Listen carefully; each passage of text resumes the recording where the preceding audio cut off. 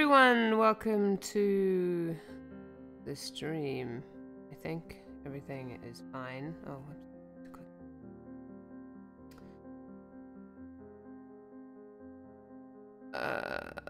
yeah, should be good, I think. Hopefully. I'm kind of all over the place because I was cooking muffins just before the stream, and I was waiting for them to be cooked. So I didn't have to, so they wouldn't burn while I was streaming, and then it was like the time and so I'm a bit late, so I apologize for being late. Been a weird day today. It's like I did a lot of stuff, but it feels like I got nothing done. It's very confusing. It's very... to actually move. Click on. I just move this over just a little bit. Smooch? A smooch? Smooch. There you go. Okay, so anyway, hopefully everything's fine. Let me know if it's bad, if it's loud, if it's quiet, if it's glitchy, if it's not doing anything. Yeah. So last time we went this route, this way, this time, this line, this path, whatever, with Kama. I think we're on chapter 6 of this, so we're getting there, sort of, ish. We're getting there. I like how the stream is saying that it's not doing anything. Why is this? That's a problem. Oh, what's happening? Hey, YouTube. Hey, how's it going? Let me check some things, because I changed some of the settings, sort of ish, the stream output settings, because I did. Now I have to make sure that it is okay. It should be. Should be okay.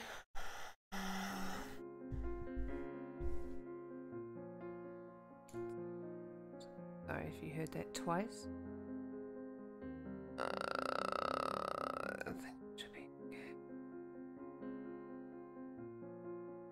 I really hate using only one monitor. It just makes it so much harder to monitor things. No pun intended there, but that's how it works.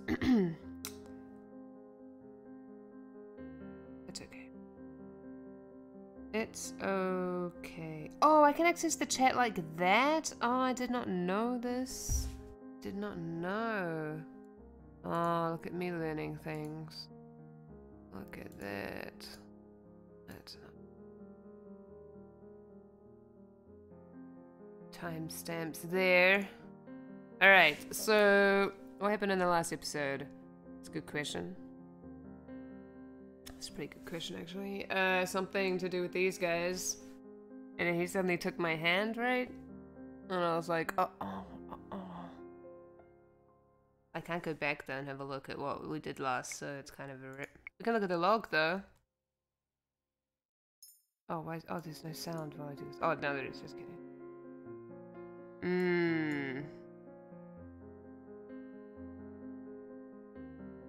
Oh, okay, it was just yesterday and I have to refresh my memory. It's great.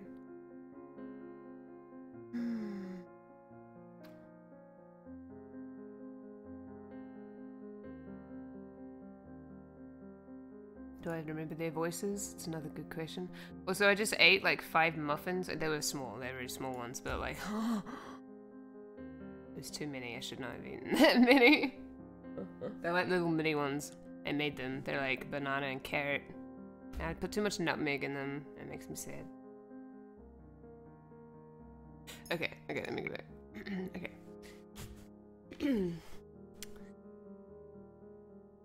You really are a handful. But a delightful handful. Actually, hold on, I need to just move my mic just a little. Sorry. Oh god, why are you tangled in cables and stuff? Hold on a second.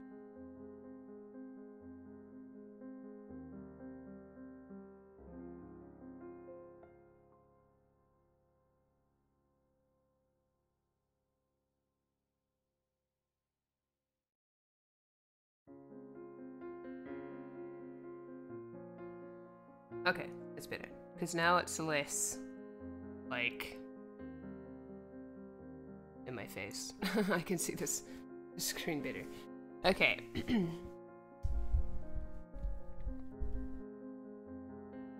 His words keep repeating in my head. I cannot stop hearing his voice and feeling his lips on my hand. My face feels warm, and every time I think about his words, my heartbeat feels unsteady. I really have to stop thinking about that. Karma is karma, and he puts on that overly polite act with everyone. But then I am pretty sure I've never seen him do something like that with another person. Welcome to the stream, Florian. I'll just go downstairs and stop thinking about all of this. I need to tell Parfait and Delora what happened. I'm actually here during a live stream. Yes, you are! I haven't seen you in a while. Well, I've seen you at Octotiki streams. I haven't seen you at mine for a while. Because of the time I had returned to the Martin yesterday, I never spoke to anyone about what happened. Maybe someone's downstairs. Someone usually is. I leave my room and make my way downstairs to the reception. It is quiet when I enter, but not as silent as I thought it would be. Karma is sitting at one of the tables speaking quietly with Parfait and Delora. His injured hand is sitting on the table, bandaged. I cannot help but stare at it, my heart plummeting. Oh yes, that's right, because we were like being attacked. And then he got into like some sword thing, and he hurt his hand. Yes. His injury is my fault. So you have yet to hear the entire story? You're in your man form? No, I'm afraid I'm not quite privy to the information Waltz has. Is that correct? Waltz has been directly involved in this far longer than you have. What about Waltz? Oh. Princess, you're up early. They all turn to look at me as I stand at the table. Karma still looks tired and is not in his dress. He looks somber, but still smiles at me. Noct, how nice of you to join us. When did he start saying my name without my title? Noct, you've run into a lot of different mishaps this week, haven't you? I thought you would be stubbornly avoiding work. Instead, you go out of your way to get yourself into trouble. This involves me directly. How would I not be curious? How would I not be curious? You've also been irresponsible. Oh, you've also been irresponsible, sneaking out without any of us knowing. I have the freedom to do whatever I want to. I even wore a cloak to... Oh no, the cloak, I left it at the bar. I feel a nudge at my arm and Karma is holding out my cloak with a tired smile. Oh. You went back to get this? When? Yesterday, when you were still in bed. You've been running yourself dry these last few days, Karma. It's nothing. Thank you. Oh. What's this? Our ice princess is thanking someone? Yeah, I was thinking the same thing. Why is there something so strange? Oh, why is there something so strange? Oh, come now, she's not so icy. Nocta's more fire than anything. She's filled with unbridled passion and confidence.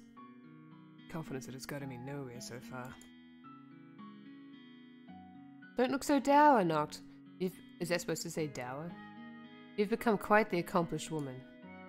Karma gestures toward me and I flush, unsure of what he is talking about. Then I notice Delora's eyes are on me too. Oh, Parfait. Do you see that? Oh, what are they looking at? I reach down to grab my necklace and then pause. I cannot stop the gasp that leaves my lips.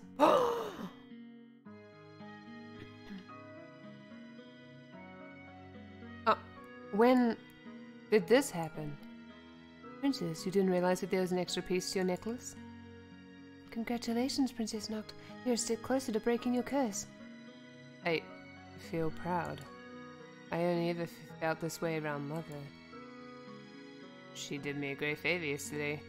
If not for Noct, I might have suffocated beneath a pile of very excited women. Wait, helping Karma escape was a good deed? She was selfless. Not even mentioning the injury he got protecting me. Parfait and Delora are both smiling, but the cheerful mood does not last long. What were you all talking about before I came down? About your kidnapping? Well, kidnappings. Both of them. Looks like we have a serious problem on our hands. What do you know about this? Oh, that's right, that's right. The knights were trying to take me back to the palace. That's right. What do you know about this? What does Waltz know that I don't? Princess, it's more about what everyone else knows that you don't. What everyone else knows that you don't. What everyone else knows? I feel anger begin to simmer inside of me. Even though he looks apologetic, he says it so casually. What are you all hiding from me? Let's gather everyone later, shall we? I think Waltz might want to be here for this too. What does Waltz have to do with any of it? Be patient, Princess. You've already waited this long. What's another few hours? I have no choice but to agree when Parfait and Delora refuse to say any more, but I'm not happy about it. I spend the rest of my time doing idle chores around the tavern. I do a run of sweeping with Mr. Broom and mindlessly organize some of the bottles. I cannot believe everyone knows something about me that I don't. But now, I'll find out the entire story.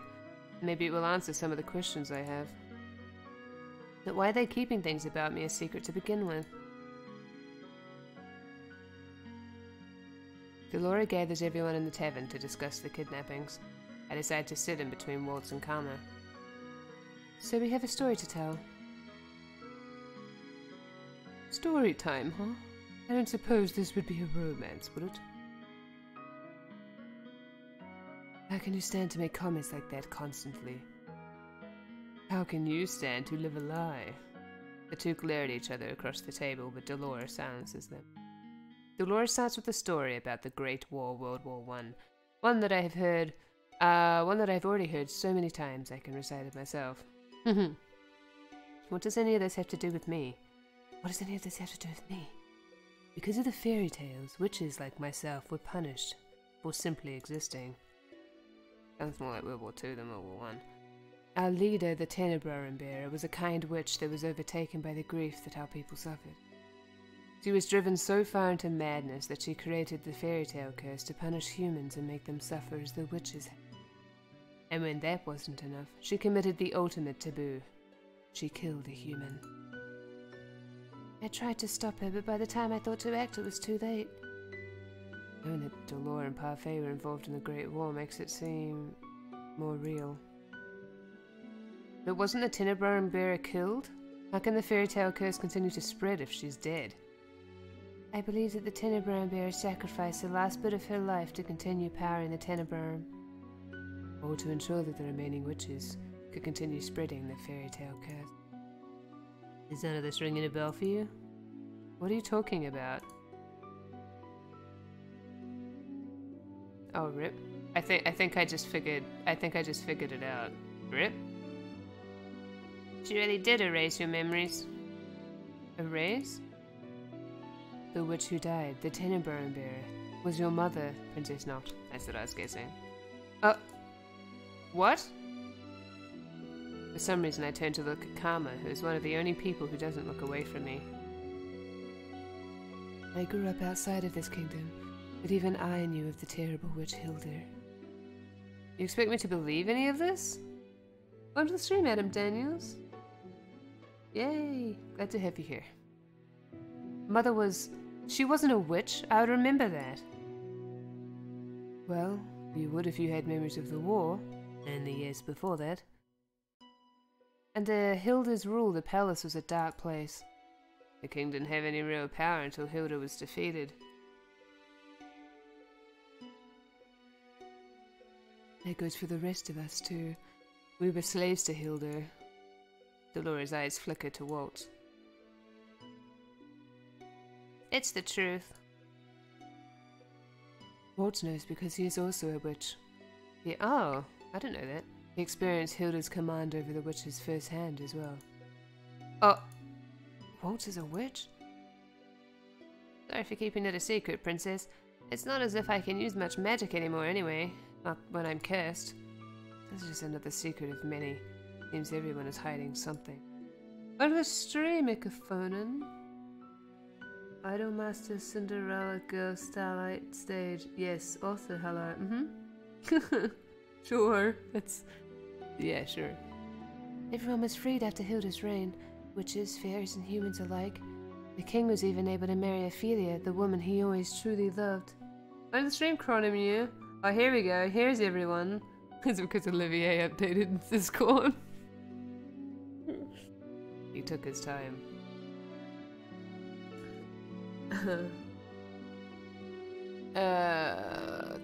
Okay. So it has always been. Wait, I'm sorry, I didn't take that in. Hold on. Everyone was freed after Hilda's reign. Witches, fairies, and humans alike. The king was even able to marry Ophelia, the woman he always truly loved. Oh, rip. Ah, tweets. Ah, yes, tweets of things. That's the name of the idol master of Olympia. Oh, I see. Of course it is. So, it is. You'd probably like this game, actually, Ickafoot. So, it has always been Ophelia that he truly loved? Is that the reason I never felt any love from him? Because I was my mother's daughter? That's so horrible. He gave up on me. No, dear, I don't think he... He gave up on me! Oh, okay. My voice is too loud in the reception area. I feel it crack beneath the pressure, and suddenly, I want to cry.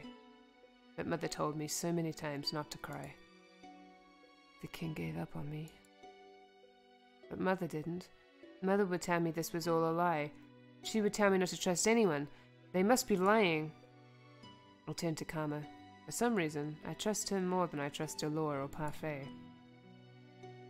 Is this the truth? I was told the story of Hilda and her daughter Noct.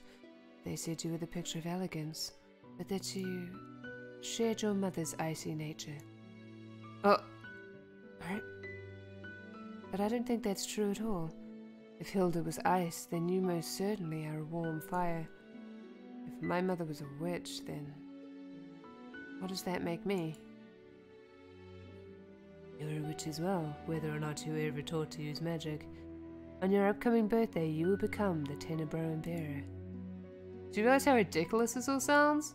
Me? A witch? The king never said anything. And now I cannot even ask him if this is the truth because I'm cursed. Why would you even curse me? We didn't want to repeat of the tragedy, Noct. Is Noct a witchy? I asked that as it was answered. The main character is a bitch. Well, she was a bitch. I feel like she's changing a little. When they start talking in red. All in time. I sat on your shelves for almost a year, Princess. There was ice in your heart, and if you had inherited the Tenebroan in that state, who knows what would have happened? Then why didn't you just tell me any of this? Delore and Parfait look at each other before dropping their gazes to the ground. If we had told you before, would you have even bothered to listen? The king must have tried to do the same thing, and look how that turned out. You shut out everyone who ever tried to tell you about Hilda's true nature. That is probably true. Even now I'm having trouble believing that they're telling me the truth. The whole world feels as if it is collapsing around me. I need to escape. I need to go out and be somewhere else, but why are the witches looking for me? You are the heir to the Tenebroan. No doubt the evil witches want you on their side so they can continue wreaking havoc in Angel with the fairy tale curse. The men that were looking for Noct were not witches, though. They were knights. Perhaps the witches and the knights are working together. This must be part of Alcas's scheme to steal the throne. What are you talking about? The reason why Garland and I left the Order of Caldera was because the king did not believe us about Alcas's coup. How would he know the princess's identity, though? Anyone who isn't a witch, a fairy, or isn't cursed shouldn't be able to remember her. Okay, this is definitely not Cinderella related, since the main character is Hermione. It's like Cinderella in reverse, basically. Well, that's what they keep saying. But now, we know that it is not just the witches looking for the princess, but the knights of the Order of Caldera as well. They definitely have a description of her from someone. Noct? Karma reaches out a hand to touch my shoulder and I flinch back before standing up. I cannot speak about this now. I want to be alone. Prin. Let her go. She'll need a lot of time to think.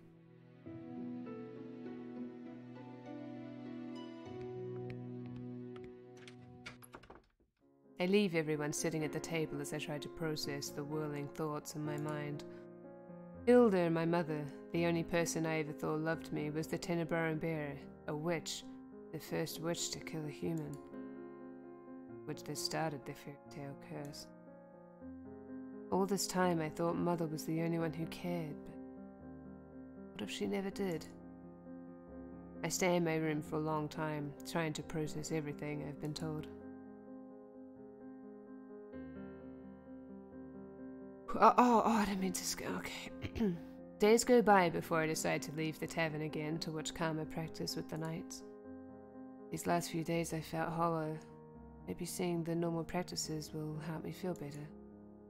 Maybe it will make things feel like nothing's changed. When I arrive at the forest, however, only Karma is standing in the clearing.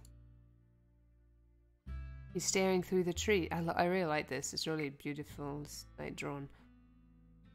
Beautifully drawn. He's staring through the trees as if he sees something there, but his expression is solemn, almost sad. Eventually he sighs, shaking his head before turning in my direction. Oh. Noct! I prepare myself for a response, but find that no words come to mind. I've not spoken to Carmen since the talk with Mother the talk about Mother and witches, and any of the ease I felt with him before has slipped away. Still, I came here on my own. I cannot just stand here being mute. I say the first thing that comes to mind. Where are Julian and Garland? That's the first thing that comes to your mind? You can't say hello or something? Say like, isn't it a wonderful evening? Aren't these beautiful hand-painted trees? No? You have to say, where are Julian and Garland? Okay, forever practical. I'll only train with Garland. Julian is on patrol duty tonight. He'll be here later. I just came early. Seems you did too. I had such a hard time with Karma's male voice. Like, I don't know what to do with his male voice. Noct, you okay? Sorry I haven't been by to see you. Because he looks like Olivier, sort of. I want to give him Olivier's voice. But the other person has... I did not mean to press this. Okay. Press the right mouse button. Apparently that takes you to the save menu. Yeah, what was I saying? Oh, yeah, but Rumpel has Olivier's voice. So. Anyway. It is not as if you owe that to me. I don't owe it to you, but I truly wanted to. I've just been busy these last few days scouting the town for information. Rumpelstiltskin. Yep. Rumpelstiltskin. As much as I want you to come with me.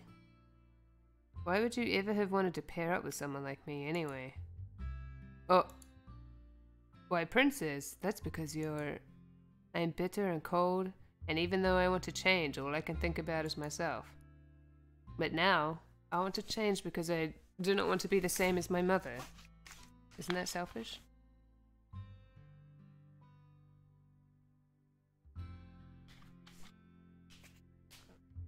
Sorry, just drinking. Maybe so, but I believe you're being selfish for the right reasons. It would seem nobody has manners in video games as well. An entirely selfless person can't survive in this world. Or we can make others happy, we have to be happy ourselves. Happy. Ourselves? Yes. An angry person. Tell me, by the way, if the levels are wrong. Because I changed the scene thing, the streaming thing, and I didn't check the levels, so... Yes, an angry person holds resentment toward everyone, and it mars whatever good deeds they seek to do. It mars. Wait, it mars? Is that a word?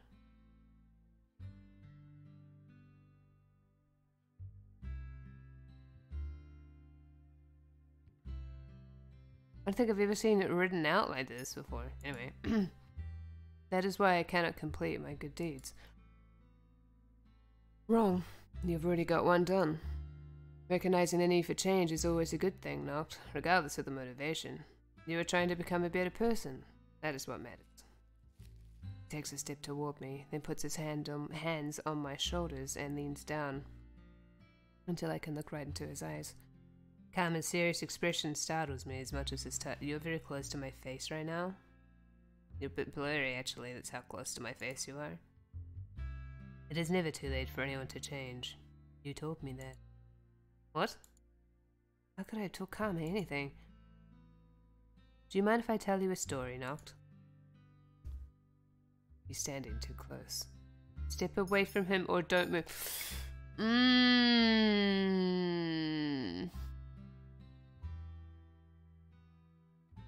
Oh, I don't know. Which one should I choose?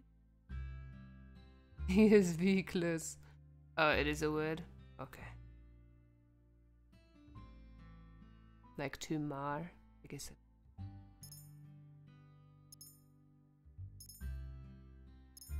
What do you think I should choose? I think I should choose don't move.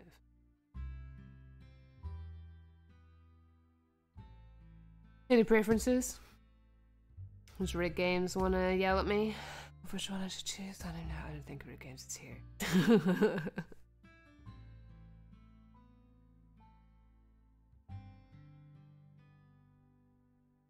You would stay still? Okay. With his face so close, all I can do is stare right into his eyes. Get stabbed! Oh, alright. Kama's hands tighten on my shoulders, and for a few moments I feel a slight panic rising in my chest. Then Kama steps away from me with a rough shake of his head. Oh, rip. Oh, rip! Hashtag rejected. Oh, rip. Kama? Next time I do that, Noct, feel free to push me. Oh, rip! Of course! Oh, yeah, rip. I should have done that. That's a good point. Oh, that's a good point, actually. Yeah, because like everybody falls in love with him. So I need to not just be one of the many under his spell or whatever. Oh, rip. Oh well. Next time I do that, Noct, feel free to push me away. What? It's better that way. What does he mean by that? You never answered. Will you listen to my story? Kama fucking strangles you. Alright. Wait. Oh yeah. Alright. Once upon a time in a land far, far away, there lived a crown prince from a... Oh, the music changed. There lived a crown prince from a kingdom called Brugantia. Oh! Brugantia is one of the neighboring kingdoms. So this isn't make-believe? Ah, yeah, that explains why he can use a sword and stuff. His name was Claude Idric Rinaldi Matti. Oh my god, he had 5,000 names because he's royalty, and the longer your name is, the more fancy you are. And because the name is such a mouthful, he settled for an acronym as a nickname, at least around the palace where it was acceptable. Claude Idric. Oh, that's funny. Prince Claude was a man who flaunted his beauty. Yeah, because it's like when you go back. Karma. That's funny. Prince Claude was a man who flaunted his beauty and talents to all that he met. He often used his title to get what he wanted. Prince Claude was a selfish man who felt he was entitled to everything that he had. He was vain and often left his castle unattended so that he could avoid his responsibilities. Rip. Then, one day, he chanced upon a beautiful maiden in the town square. He led her around the whole day, being as charming as he possibly could. And then, at the end of the day, he asked the woman to be his lover, because that is the right thing to do. She agreed. Will you be my lover? So awkward. Oh, stop pressing the right mouse button. Jesus. She agreed, but their time together did not last long. Only weeks later, Prince Claude threw her away as one throws away an object, and broke the woman's heart. Rip.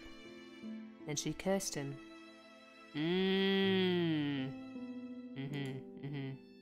That beautiful maiden was a witch, but Prince Claude found out too late. Yeah, this does sound like Beauty and the Beast a little bit. That's funny. The witch said she would make his beauty, his vanity, a curse. Make even beauty a curse. Ashamed of being cursed, Prince Claude donned a disguise and left his kingdom behind.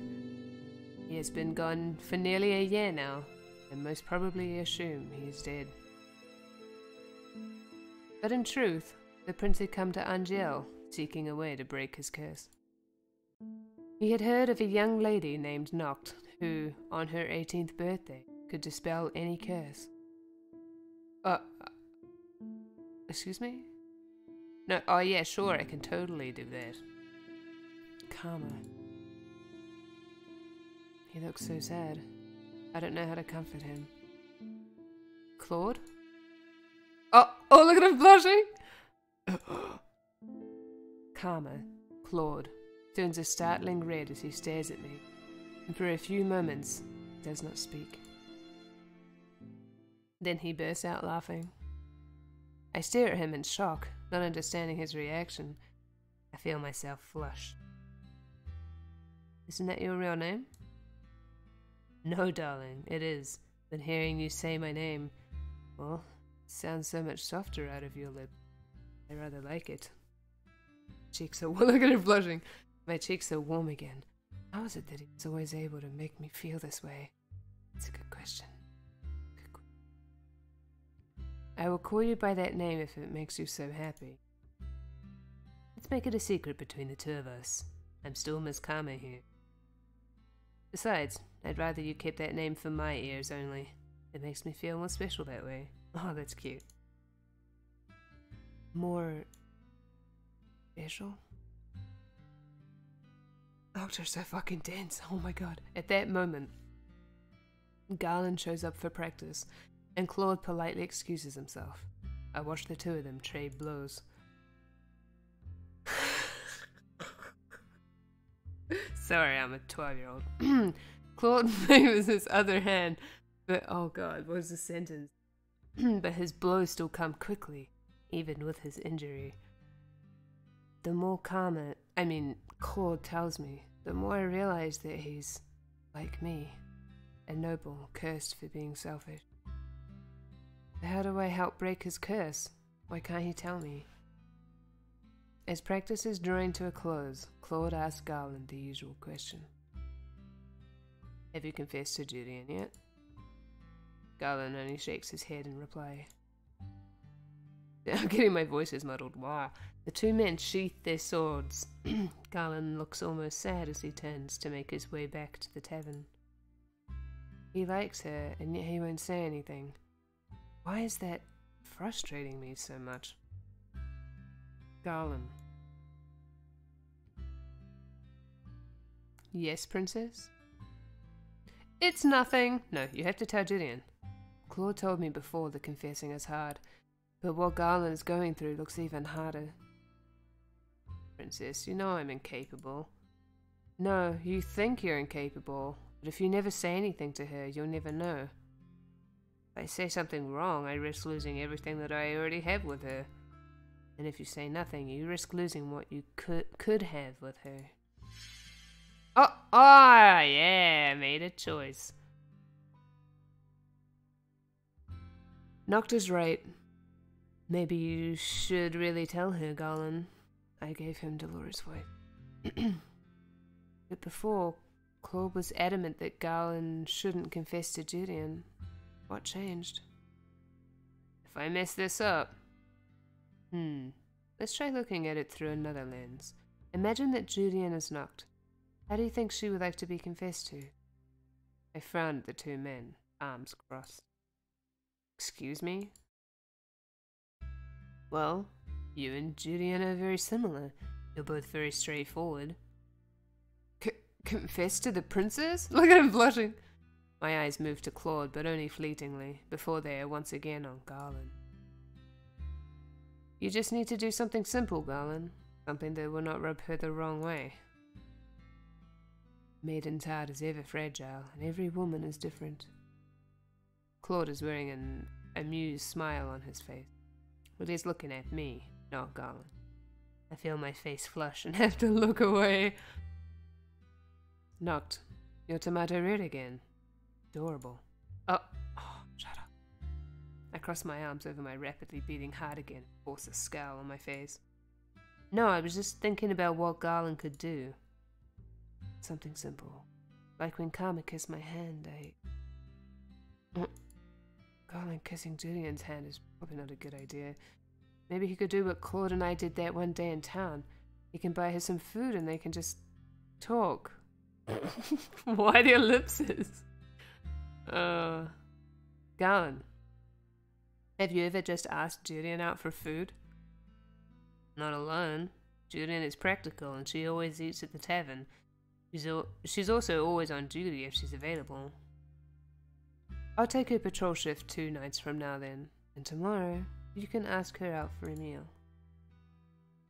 We can make your invite a grand affair. We can drape banners on the walls, or I could give you a rose. Oh, that sounds like a terrible idea. I'm offended. I feel like if I did something like that for Julian, she would get embarrassed and punch me. Sounds like another lady that I know. Claude grins at me, but I just roll my eyes. Garland, just ask her normally. And then, when you're out and alone together, you can confess. And we'll make sure you have the time to do it.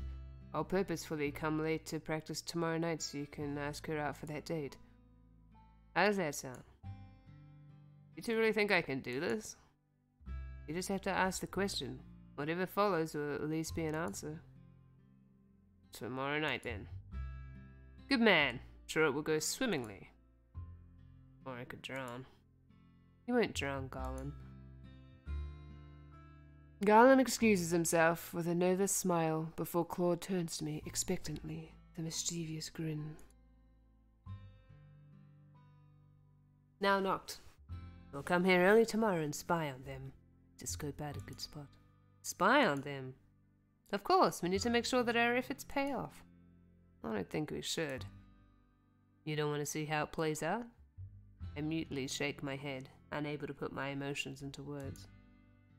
For some reason, I'm imagining myself in Julian's position. It feels too personal. Claude's likeliness suddenly springs to mind, and I feel my face grow hot again. Noct, you've been oddly out of it today. Claude reaches out a hand toward me, then abruptly pulls away. Wait, did I say towel? No, I said hand tool, right? I stare as he smiles at me, almost sheepish. The conversation between us dies, and we return to the margin. Days passed. Though I did not spy on the conversation between Julian and Garland, I noticed that Garland has been smiling from ear to ear during his practice with Claude recently. I can only assume that his confession went well. That's cute. Claude took the patrol shift tonight, and as I lie in bed, I am restless. Every time I watch Claude practice with Julian and Garland, I'm reminded of the palace, of Fritz. Wonder how Fritz is doing. Is he still practicing with the other knights? My thoughts darken as I recall the kidnappings. Claude had to save me every single time. He got injured saving me. Unable to sleep, I slip out of bed and make my way to the reception room. The night air is cool, and no one stops me from standing just outside of the margin. I cannot just sit back and do nothing anymore. I have to act. I do not want Claude to get hurt because of me again.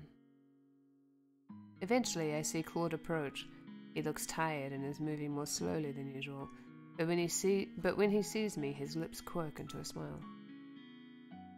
Noct, what are you doing out here tonight, love? That's right. Love instead of darling. It's me.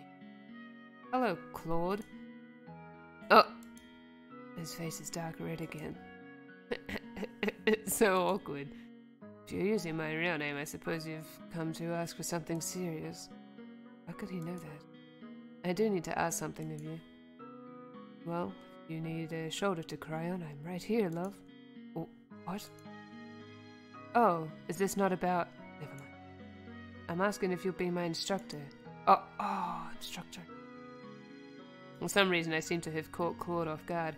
He stares at me for a few moments. What? I want to learn how to use the sword. And I want you to be my instructor. Okay.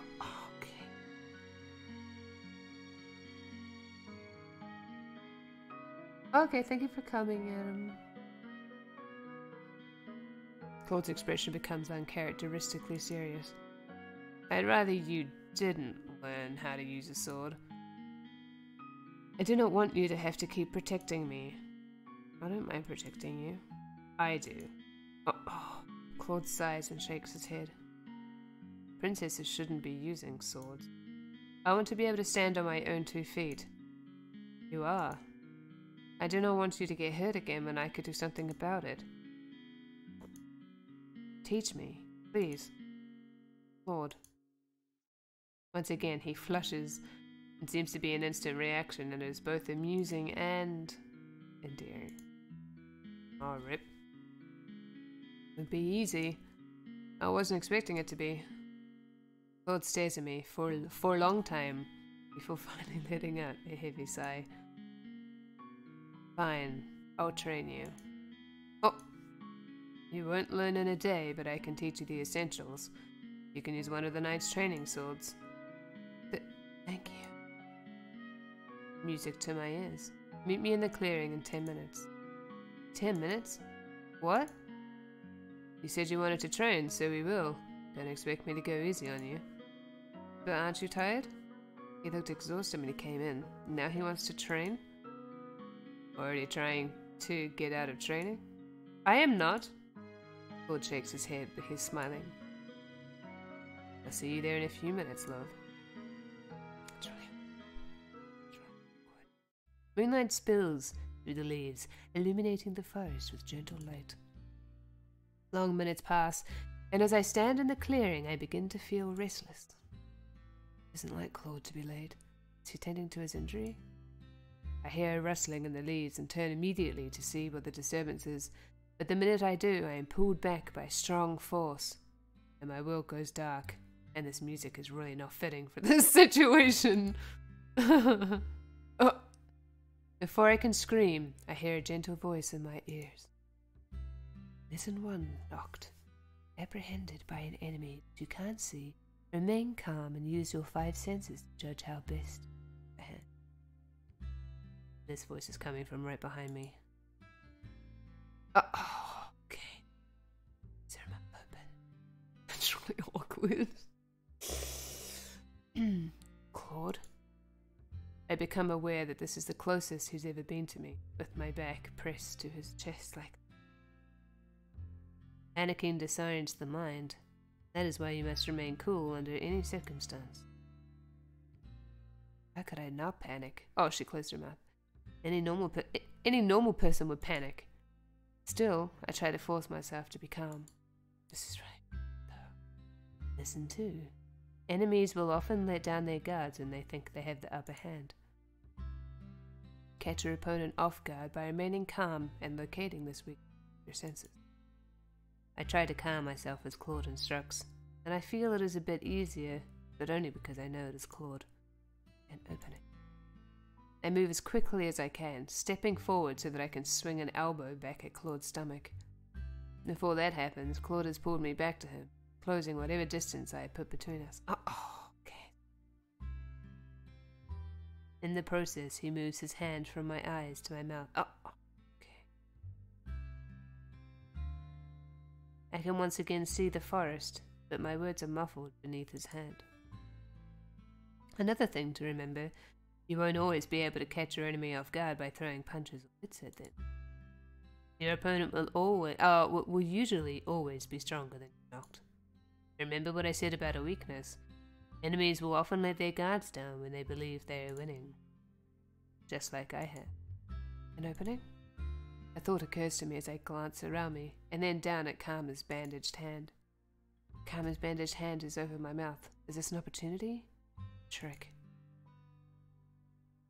What will you do, princess? What kind of tactic would remove you from my grasp?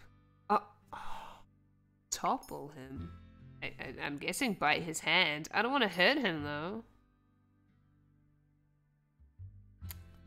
I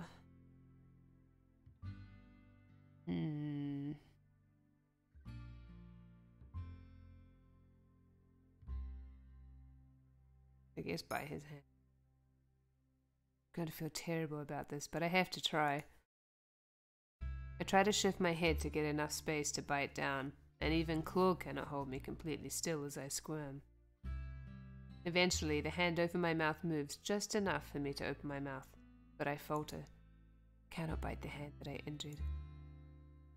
Unable to do anything else, I immediately shake my head, and I hear Claude groan. Oh, rip!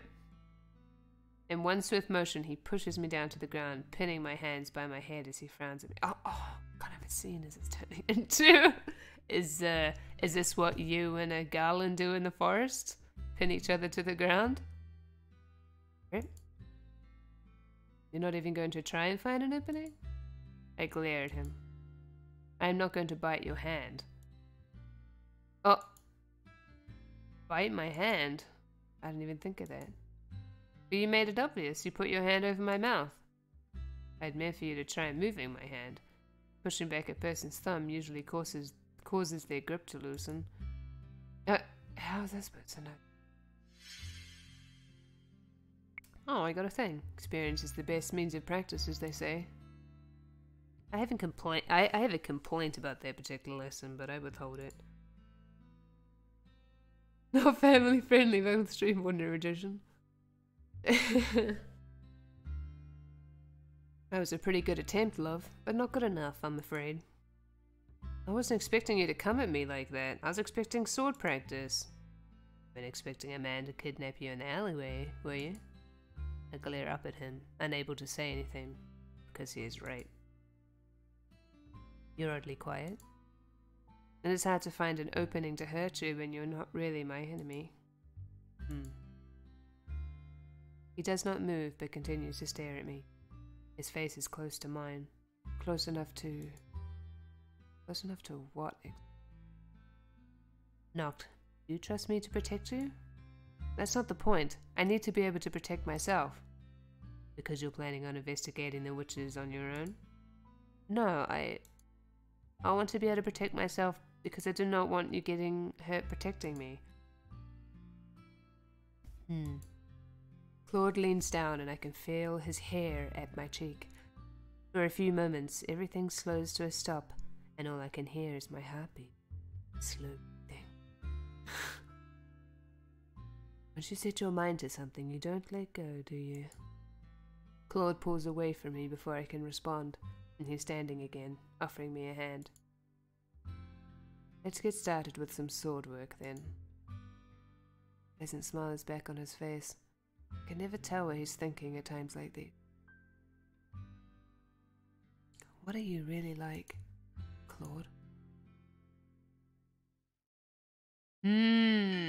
Oh, chapter 7. Thorny Rose. When I return to the Martin later that night, my hands are scratched and I think I might have bruises on my hands.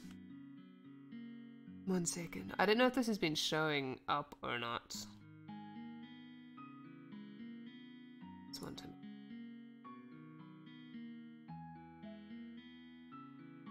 Oh no, not that, just kidding. This. Not gonna work? Oh, has the chat been showing up on the stream? Has anyone noticed?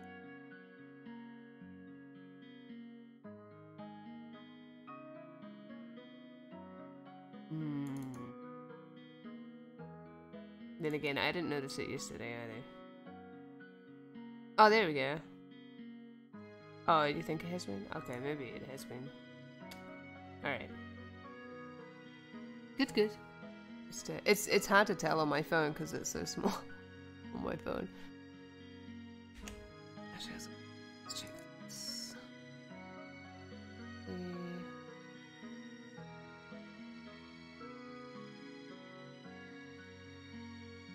Haha.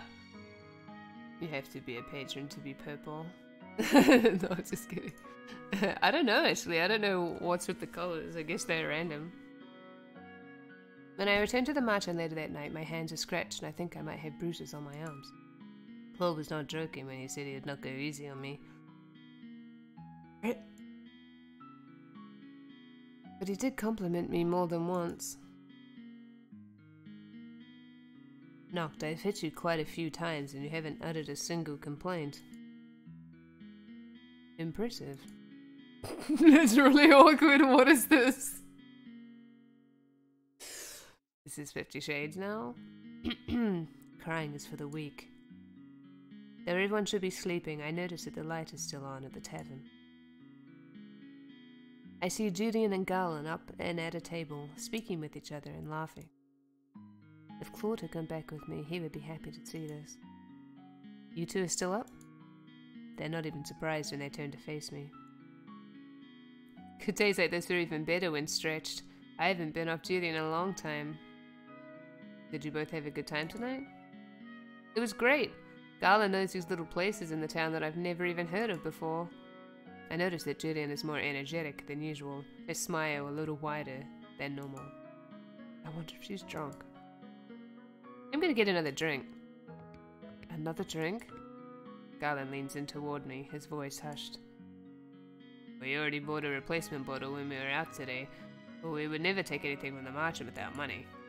Right. Is Julian drunk? Oh no, Princess. Tipsy. It's like a buzz. Fades a lot quicker. Oh. She's so sheltered. Garland and I watch Julian as she refills her glass at the bar. I have to thank you, Princess. I would never have asked her out if you and Karma hadn't insisted on it. So you told her?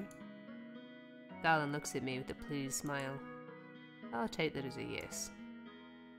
I mean, I'll take that as a whatever, and the voices also. She didn't really realize until much later. I just asked her out for food and she thought that's all it was. Maybe Julian really did need to be told bluntly. What happened? I, told her? And? Well, we talked and remembered old times. He sounds like an old man. And I held her hand. I noticed Garland flinch ever so slightly, but he's smiling. He looks pleased with himself. And the night's not over yet, so... He trails off with a hopeful smile before he raises his eyebrows at me. What about you and Karma? What about us? I've asked him to train me. Train? Princess, you've asked him to teach you how to use a sword? What's this? Our princess is going to pick up a sword? Julian returns to the table, but I am too tired to properly join in the conversation. I should leave them to their conversation and head to bed. I need to get some rest if I want to start practicing at night.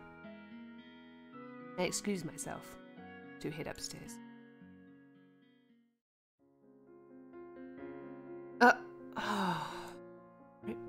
I'm startled awake by an excruciatingly bright light. It is momentary, and when it is over, I'm sitting in my bed, dazed and confused. My eyes burn. My hand flies to the pendant around my neck, where I see the second glass slipper with another piece.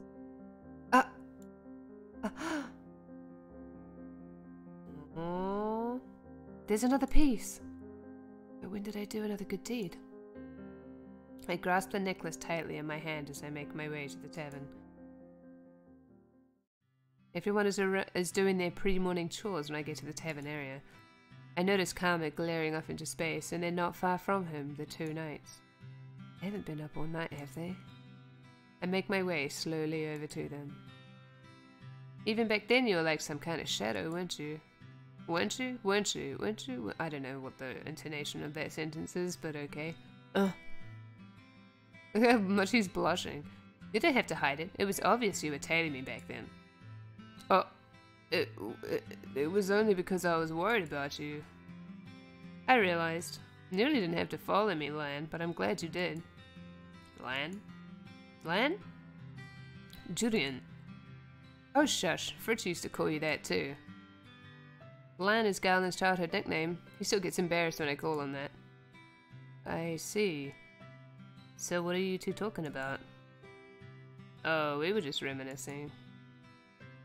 I look at the two of them critically for a few moments, waiting for them to say something. They both exchange a glance, but before looking at me confused. Well? Well, what? How did your date go last night? Gala makes a sound and turns beet red.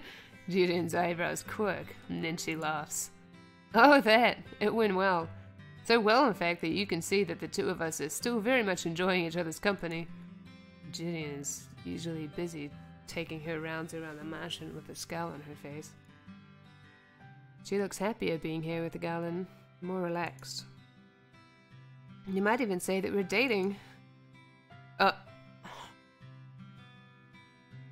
Isn't it funny how red he gets, Princess? You were blushing just as much yesterday when I... One more word, Lan, I swear I'll punch you. Oh, when you're a what? Oh, Rip. Okay. The two of them are both blushing now, and the scene is utterly comical. Who knew that the two great knights of the Order of Calder could be so easily undone? Both of you are amusing to watch. The two of them stare at me, suddenly solemn-faced. I suddenly remember that one conversation the knights all had at the castle. They were talking about how they all had personal reasons for being knights, despite the fact that they all served the king. I had always thought Julian and Garland were stoic and honourable, that their only reason for becoming knights was a sense of justice. Seeing them here, though, without that stoic facade, they feel more like people. My curiosity is piqued. Piqued. Do you mind if I ask what your reasons were for becoming knights? Oh, my father was a knight. He put his life on the line for this. He put his life on the line for this kingdom. Gideon's father was a living legend in his own right, and he had the medals to back it up. My father wasn't around a lot, but I always admired him. Judging by the looks on Gideon's face, it was clear to me that she really loves her father. My mother died when I was young, and because my father couldn't be around all the time to take care of me, I ended up practically living with Lan and his family. Lan always got annoyed when I called him my brother. Now I know why. Oh, Rip. Julian wanted to follow in her father's footsteps. Then why did you join the Knights, Garland? Because you wanted to watch over me? Oh, Rip. I never knew you blushed so easily, Garland. Garland seems to blush even harder at that, and Julian's laughter becomes infectious. I feel amusement begin to bubble up as I watch the two of them. But a cold voice cuts through the laughter and the atmosphere like a hot blade through ice.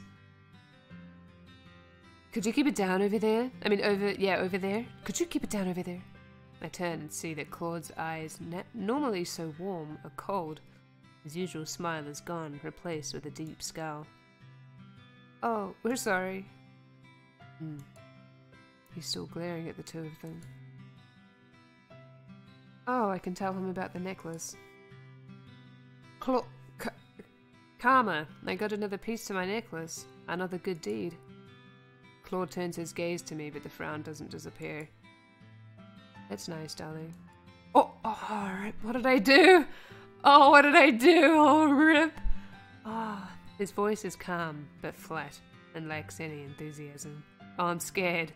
Oh, I'm scared. What did I do to piss you off? Oh, that felt lackluster and oddly disappointing. A good deed? Congratulations, Princess. You're close to breaking your curse. What did you get the good deed for? I'm not sure, actually. Maybe it was for helping Lan confess? I hear you and Carmen went out of your way to help make it happen. That happened yesterday, though. Maybe the magic was waiting to see what became of Garland and I. Claude makes a dismissive hand gesture from his table. Maybe it's like once they had sex, I then got to have the little piece of slipper. It's terrible. Claude makes a dismissive hand gesture from his table, frowning. If you two insist on being so affectionate, you should get a room. Oh. Affectionate? Gideon's smile has faded away. Oh, the music has faded away into a dangerous scowl. Where Garland looks confused, Gideon looks notably irritated. The shadow is still there on his face. Claude does not look okay at all.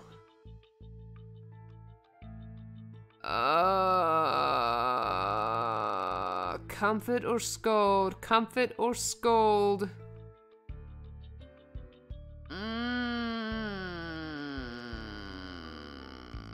What do you think I should do? I'm thinking maybe scold. I feel like comforting is too like I don't know. I think I'll go with scold. I think I'll go with scold.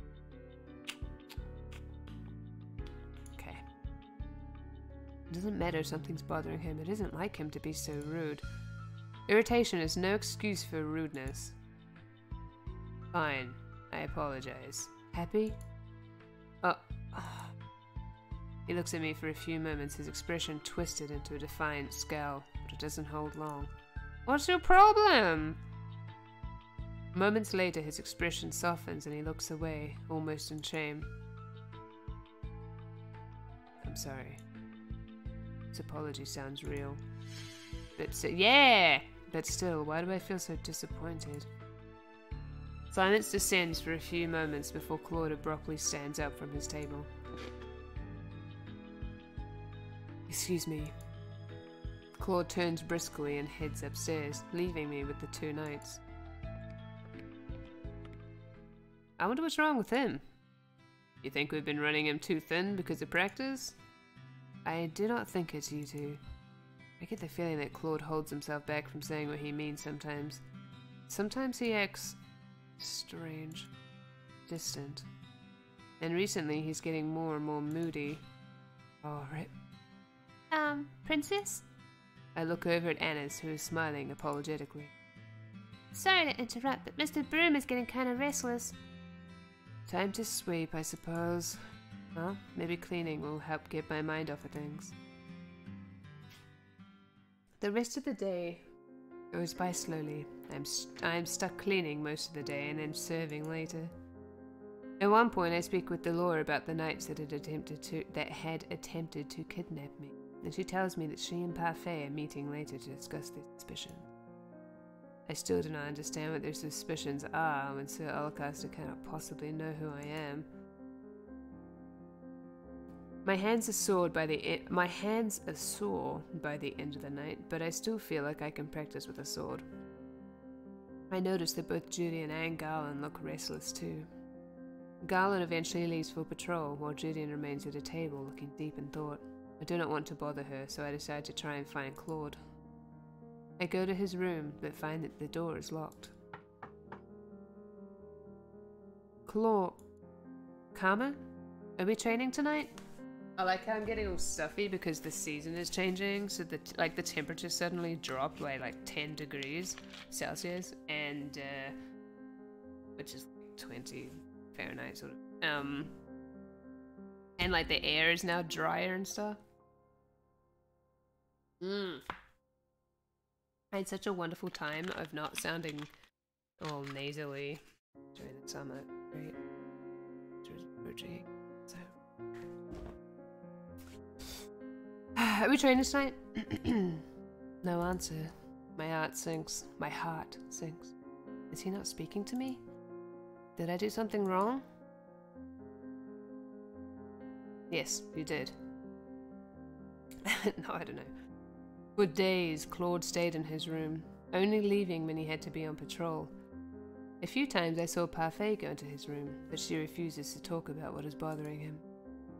I feel so useless. When Claude did appear in the tavern, or out in the town, he still had that terrible grimace on his face. Look, I really don't want to talk right now. If you're so frustrated with me, why not just ignore me? No, I'm not going to train tonight. I'm not in the right state of mind. I don't want to talk about it. Just leave me alone. Please. Oh, Rip. I'm really beginning to worry about him. Rip. Today I'm in town running errands with Waltz for Parfait. It's been almost a week since Claude started acting so strangely, so I thought I needed to do something. This is music. I know he likes dresses, and it reminds me of that ballroom dance song in Final Fantasy VIII. I know he likes dresses. Oh man, I used to love that scene. So I actually recorded that on VHS, that scene, and like played it over and over and over. I was so in love with Squall and Rhino. Like just like so yeah, anyway.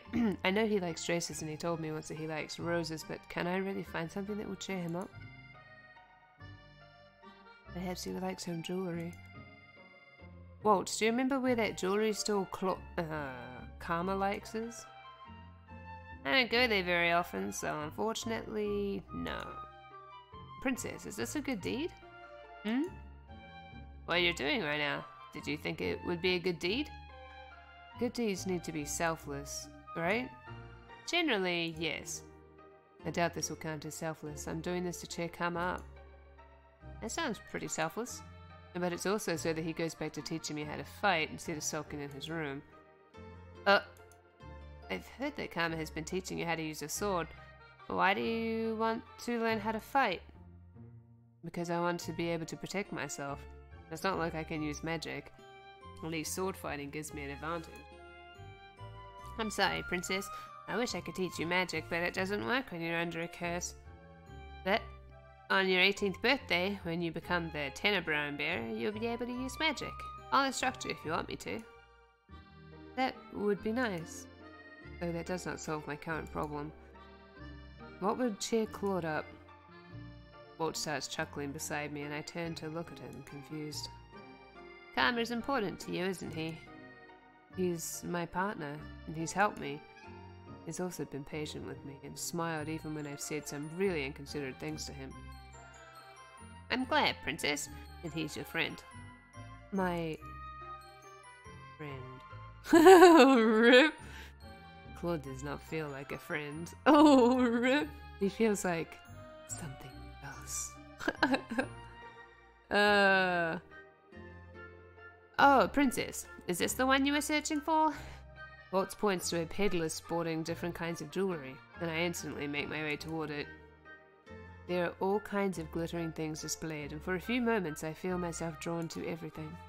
Then I notice the price tags. I barely have enough money. I barely have enough money left from when the king gave me that pouch. I cannot afford any of this. Maybe we should do our errands first, and then look for a gift. Maybe we'll find something as we look through the stores. But if I don't get Claude's gift today, I may not be able to give it to him tonight. Princess?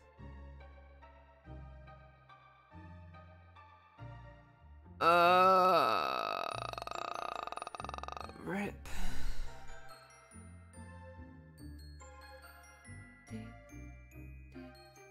I don't know, actually. What do you think I should do? What do you think I should do? I'll let you choose this one. Because I don't know. I really don't know.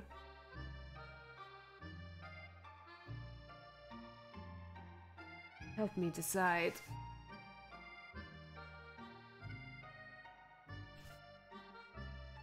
I would also like a 3-page dissertation on why you chose that option. Just kidding.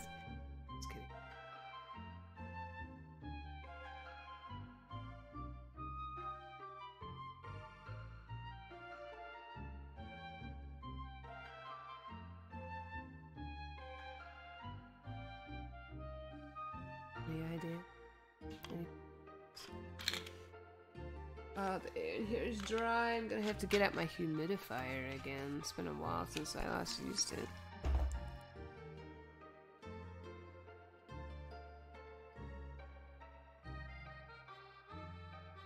Nobody has any ideas? No preferences?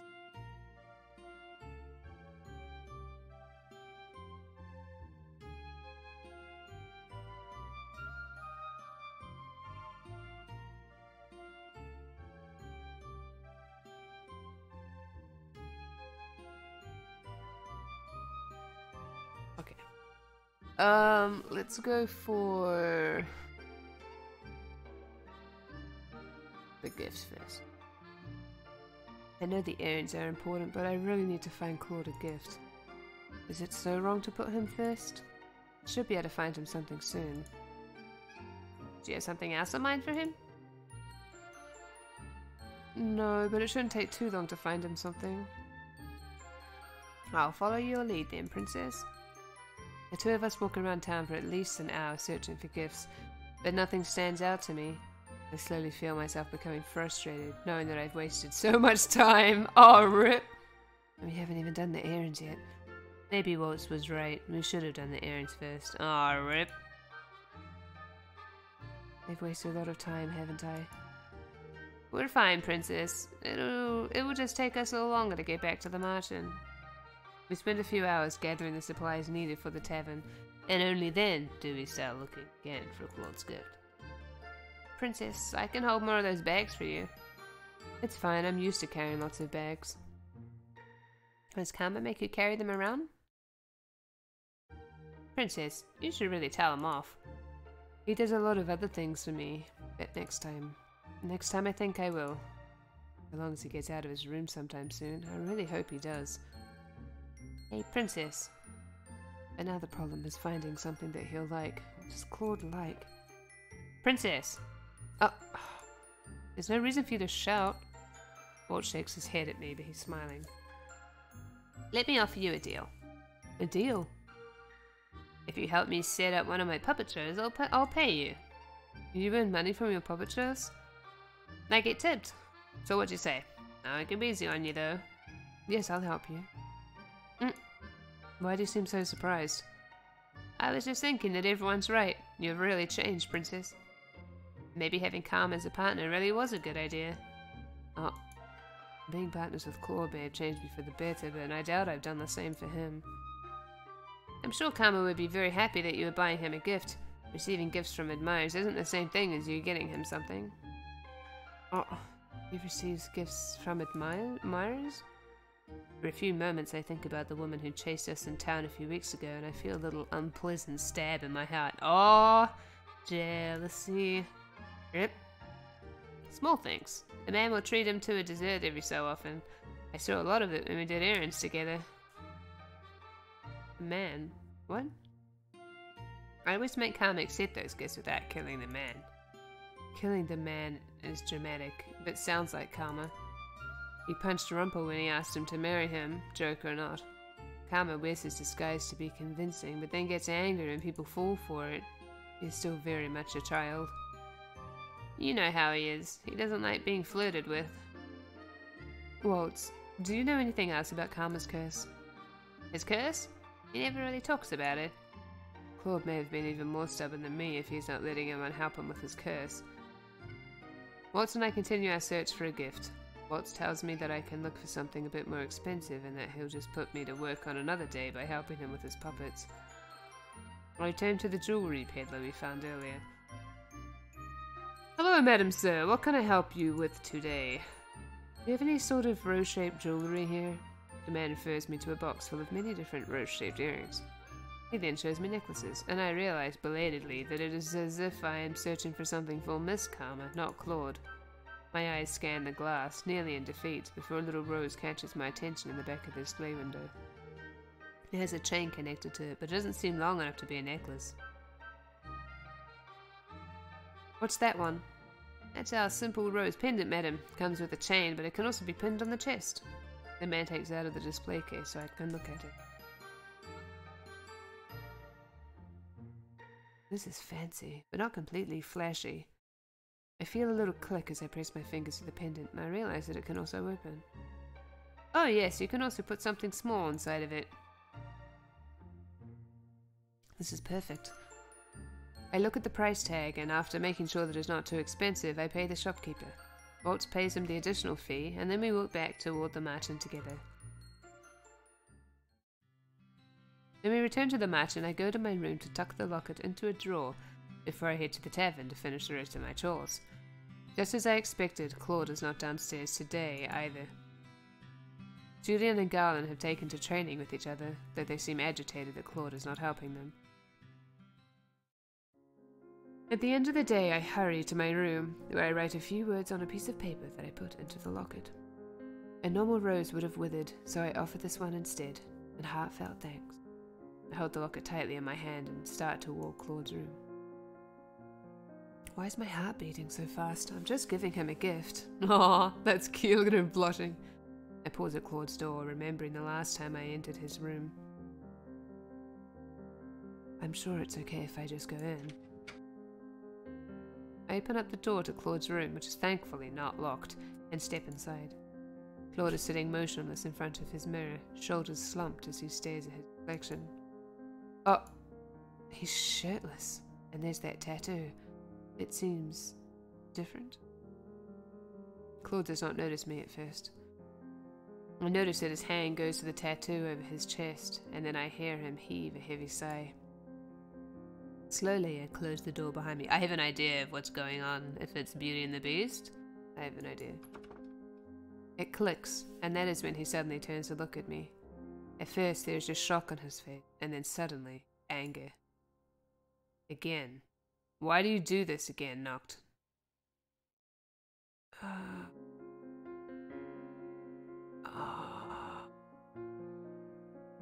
aim to give you something. I tightly grip the locket in my hands as I stare at him. And this was so important, so very essential that you once again miss knocking on my door for a simple delivery? His voice slices through my heart. Alright. I wanted it to be a surprise. I'm not in the mood for surprises, princess. Are you getting, like, manly PMS or something?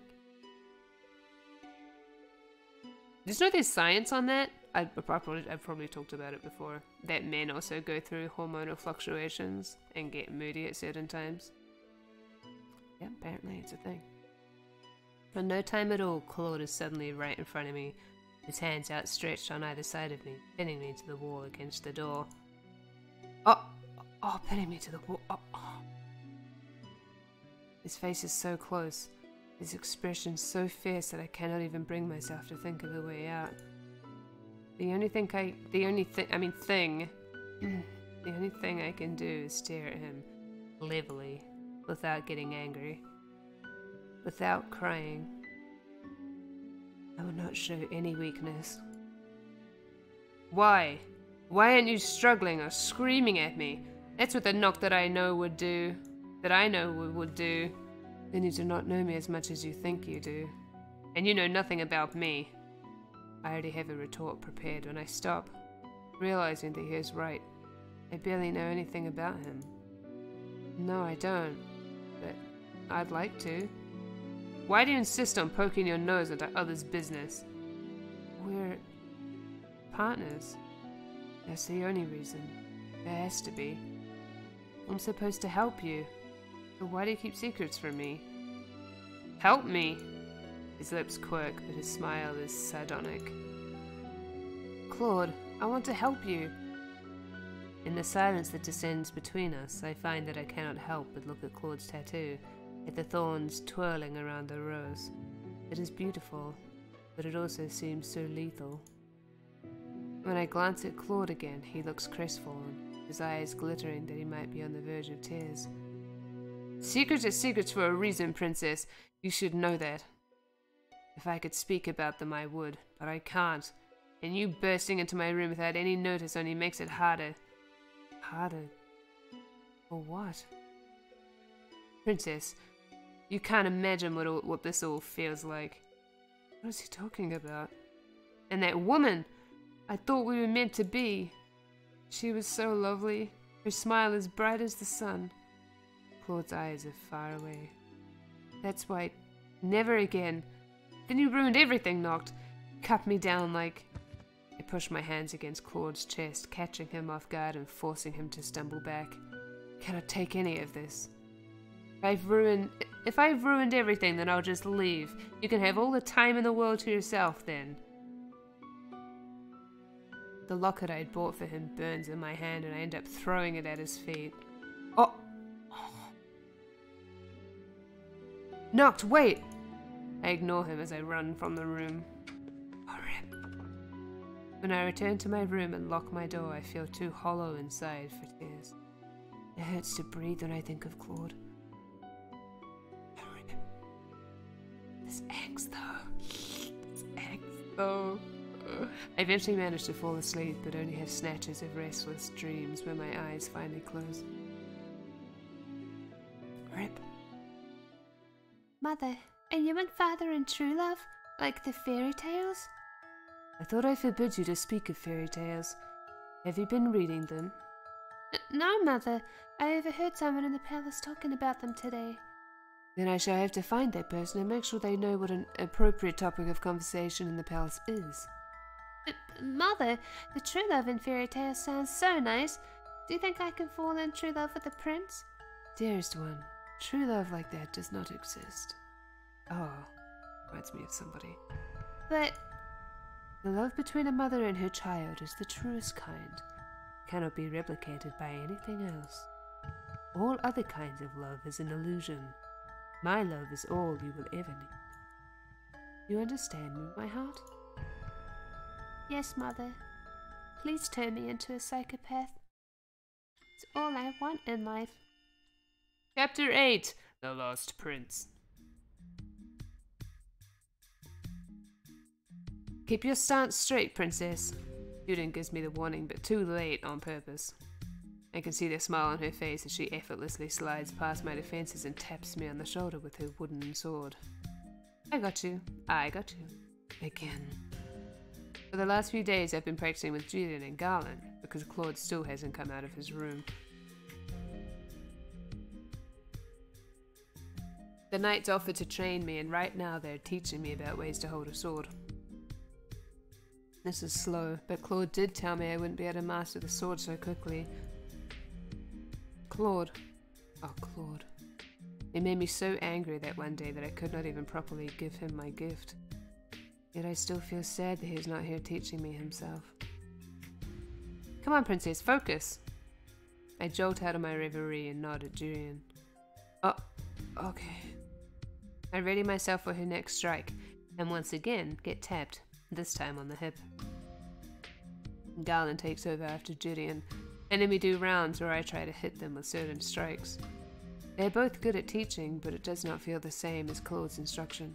His lessons seemed less like they were out of a book.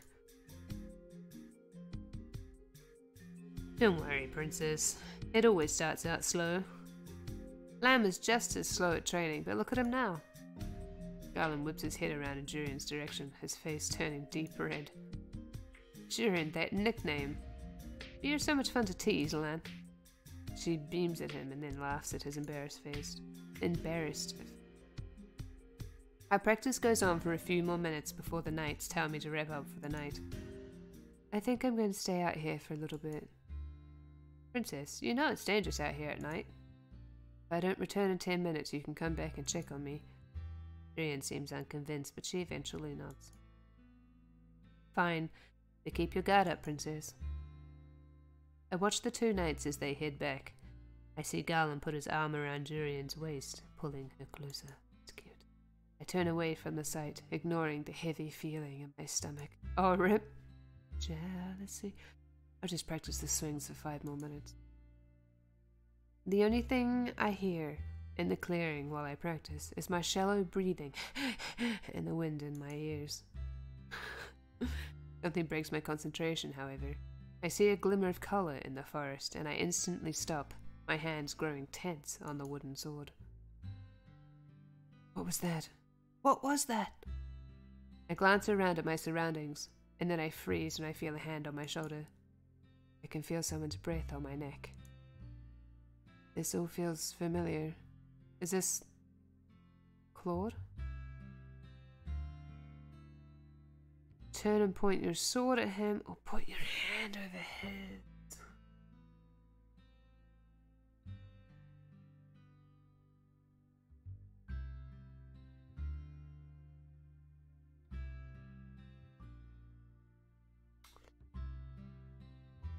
I think turning and pointing my sword would be better.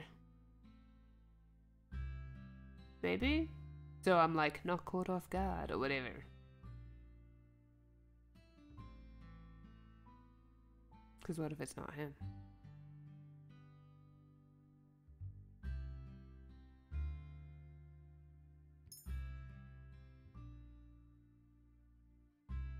I'm pretty sure I recognize Claude's hand, but because I know it's him, I also know what he'd want to do. Exactly, that's what I was thinking. I duck away from his hand and turn quickly to point my sword. The tip of the wood is at his neck. For a few stunned moments, I think I've won. Even Claude looks surprised. It's really him. But then Claude's hands have moved, and he has one hand over my wrist and the other on my sword. Oh, rip. Oh, I got a thing, yay. Good knocked. You realized you had an opening, but you broke your concentration. Claude. Claude removes his hands, allowing me to lower my sword. I'm sorry, Knocked. I feel my breath catch in my throat when Claude holds out the rose pendant that I got for him. I feel my cheeks flush.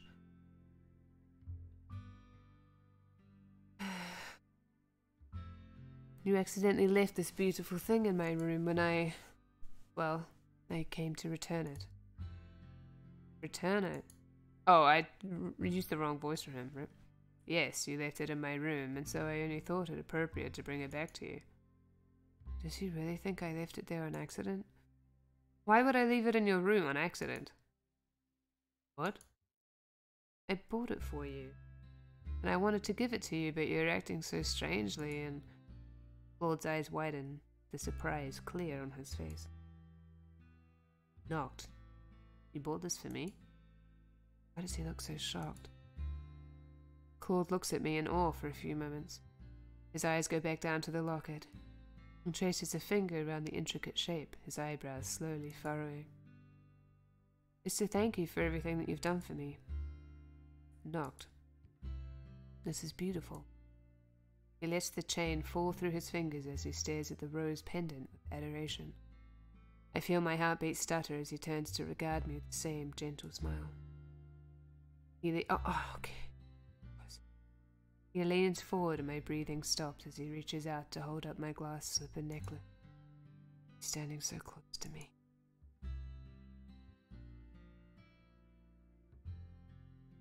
You really are a good person, Knocked. You completed your second good deed.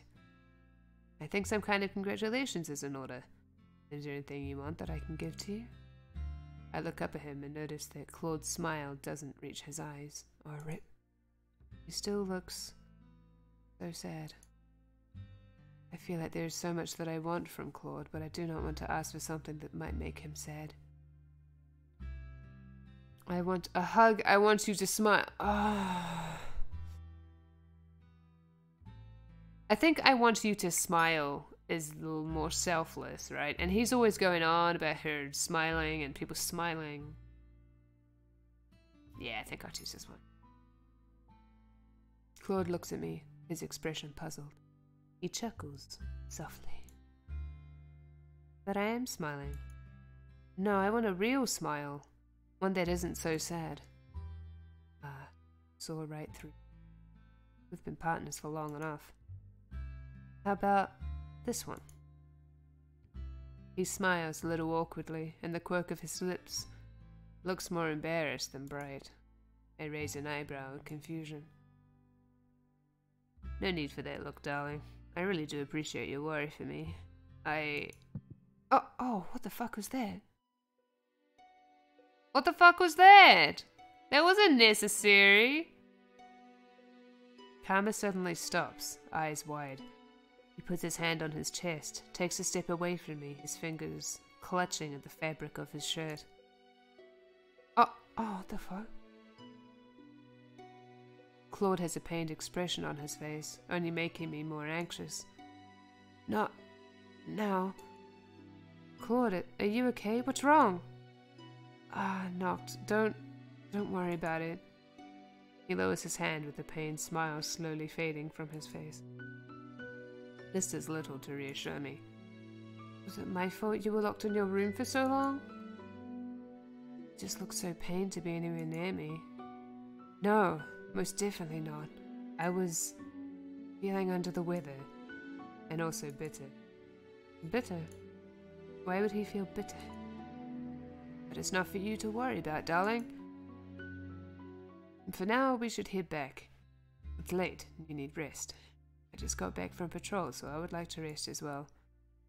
Is there anything else I can do for you? No, sweet Noct. You have already done. No, sweet Noct. You've already done enough for me. He clutches the rose locket to his chest and sighs out a little, a gentle smile. This smile feels real to me. It's a beautiful gift, and I will treasure it always. Thank you, Noct. You're welcome. Now shall we head back? I nodded him, and we silently walked back to the march. When we make it back to the tavern, I feel tired, but also lighter than I have for weeks. Claude wishes me a good night before slowly walking off to his room, holding the rose locket I gave him tightly. Today, I'm walking around town to do some errands with Claude. It's been quite a while since we've done this. Though we're here to run errands, there is also something else that drew me into town today. Yesterday, Waltz came back to the Marchen and told us of an announcement the king was making today. Apparently, that announcement had been posted for at least a week's time, but Waltz had only caught onto it after hearing about it from the crowds after one of his puppet shows. I'm not sure what this announcement entails, but I feel that I need to see the king. But I feel I need to see the king make it with my own eyes. I can see more people milling about than usual, which means most of them must be waiting for the king to speak. I have a bad feeling about this. It's not strange for the king to make announcements, but this feels so sudden. And with everything else that's happened to me, I feel on edge. Wow, Noct, you made these bags sound a lot lighter than they'd actually be. Stop complaining, Miss Karma. Did I say Piss Karma? Miss Karma, you get valuable experience out of carrying bags. Seeing Claude complain is amusing, especially since I know he can handle the load. You're like a servant. What does that make me when you make me carry all those when you made me carry all those bags before? An assistant? I roll my eyes at him. We're both working at the Marchen, you know. And then the thought strikes me. What do we even do at the Marchen? Claude looks surprised at my question, but then he quickly smiles at me. I train the knights, of course. I also attract customers with my beautiful reputation. I start laughing and Claude's face flushes. Darling, I get the feeling you're laughing at me. I wonder. We finish up the rest of our errands and then sit down in the town plaza to rest. Claude leaves briefly and then returns with a slice of cake for both of us to share as a snack. I have a lot of things I want to ask him, and now feels like the right time to do so. May I ask you a question? Oh, welcome to the stream, Red Games. Much known, much well. Oh, you're eating McDonald's again? You are, aren't you? Or is it burger? It's time. May I ask you a question? Or is it Taco Bell? It's Taco Bell. Of course, darling, anything. Do you enjoy dressing like a woman? I don't mind it, really. I appreciate the beauty in anything. You girls get to wear quite an assortment of lovely dresses and makeup. It's quite beautiful. I feel more comfortable in my own clothes, but I don't mind dresses. I guess if you've had to wear a dress for so long, you'd get used to it. Ah, why did you choose that to eat? I was never gonna guess that.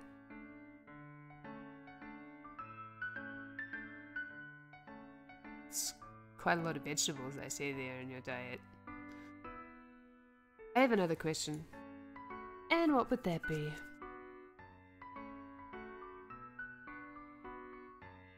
I'm such a hypocrite. When I was in your room the other day, you spoke about a woman. Were you talking about the witch who cursed you? Oh no, the woman I was talking about. He suddenly goes quiet and lowers his head. His expression fades into something more melancholy, and I feel my heart lurch. Maybe I shouldn't have brought this up. To my surprise, Claude continues talking. Shortly after I came to Angel, there was a woman that I met whose smile was as radiant as sunshine. She was beautiful, and when she laughed, everything felt right about the world. Hearing him talk about her makes me uncomfortable. Am I jealous? Oh, rip. Claude watches me quietly as if he is measuring my expression. Eventually he goes back to speaking. Hey, my muffins have carrot in them. You shush. That's a vegetable. I knew her for many months. Time passed and I thought we were truly in love. And then He goes silent for a few moments, his eyes distant, his expression pain. Don't you ... at me. Well, something's happened and I realize she only loved me because of my curse. She was drawn to me just as any other woman is. She seemed so genuine in comparison to the other women, but in the end, Claude trails off and lets out an exasperated sigh. Hey, it's an entire carrot, thank you very much. You stop. You were truly in love with her? I was. I've dated many women, but I've never fallen in love with someone who has honestly loved me back. So then the last person he loved was that one woman. Claude looks at me, and for a few moments he does not speak. Noct, do you mind if I ask you a question? No, I don't mind. Have you ever loved anyone? My mother, of course. Oh, that's really awkward. I was referring to a romantic kind of love. I hope that's not what you were talking about, otherwise I think we have to sit down and have a talk. Romantic kind of love? What does that kind of love feel like? Allow me to enlighten you. Oh God, what's gonna what? What are you gonna do? Are you gonna get really close to me again? He smiles at me, and it is surprisingly genuine. Oh no, you're just gonna talk about it. Okay. Whew. Oh, okay, that's good. It can feel simultaneously like floating and sinking. Your heart stutters and you worry about small things, about offending this other person in some way. You wonder if they'll like what you're wearing, or if they would prefer a sandwich to a casserole when you meet them for dinner. A sandwich? You begin to find beauty in all of the things that they do.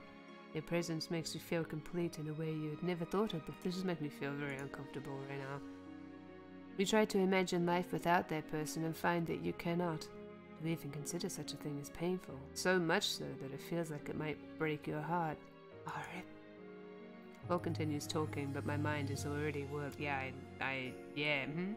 Though he phrases things in a way that still feels unnecessarily dramatic, I feel a tinge of familiarity. Oh, rip. The things he's describing. Hey, you shush, Rigate. Stop with your logic and your things. Shush. Those are the things I feel when I'm with him. Before I can say anything, we hear the sound of hooves, and the both of us turn. I see a procession of knights along with the king on his horse. He normally rides into town like this, but today he's not smiling. And there are way we're done with the romantic, okay. And there are way too many knights riding with him. And is that to Alcaster? Let us go find a place to stand and watch. As you wish. Claude walks with me into the crowd gathering around the king, and we find a spot to spectate at the very edge, closer to the alleyways.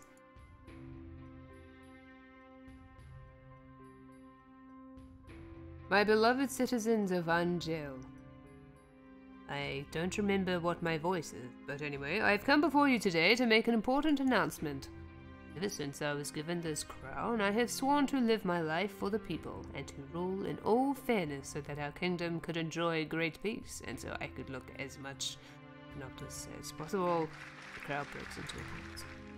I stare at the king, an uneasy feeling in my stomach when I notice that there's sadness in his eyes, though he is smiling. Then I notice Sir Alcaster appears to be hiding a smile. I do not like where this is going.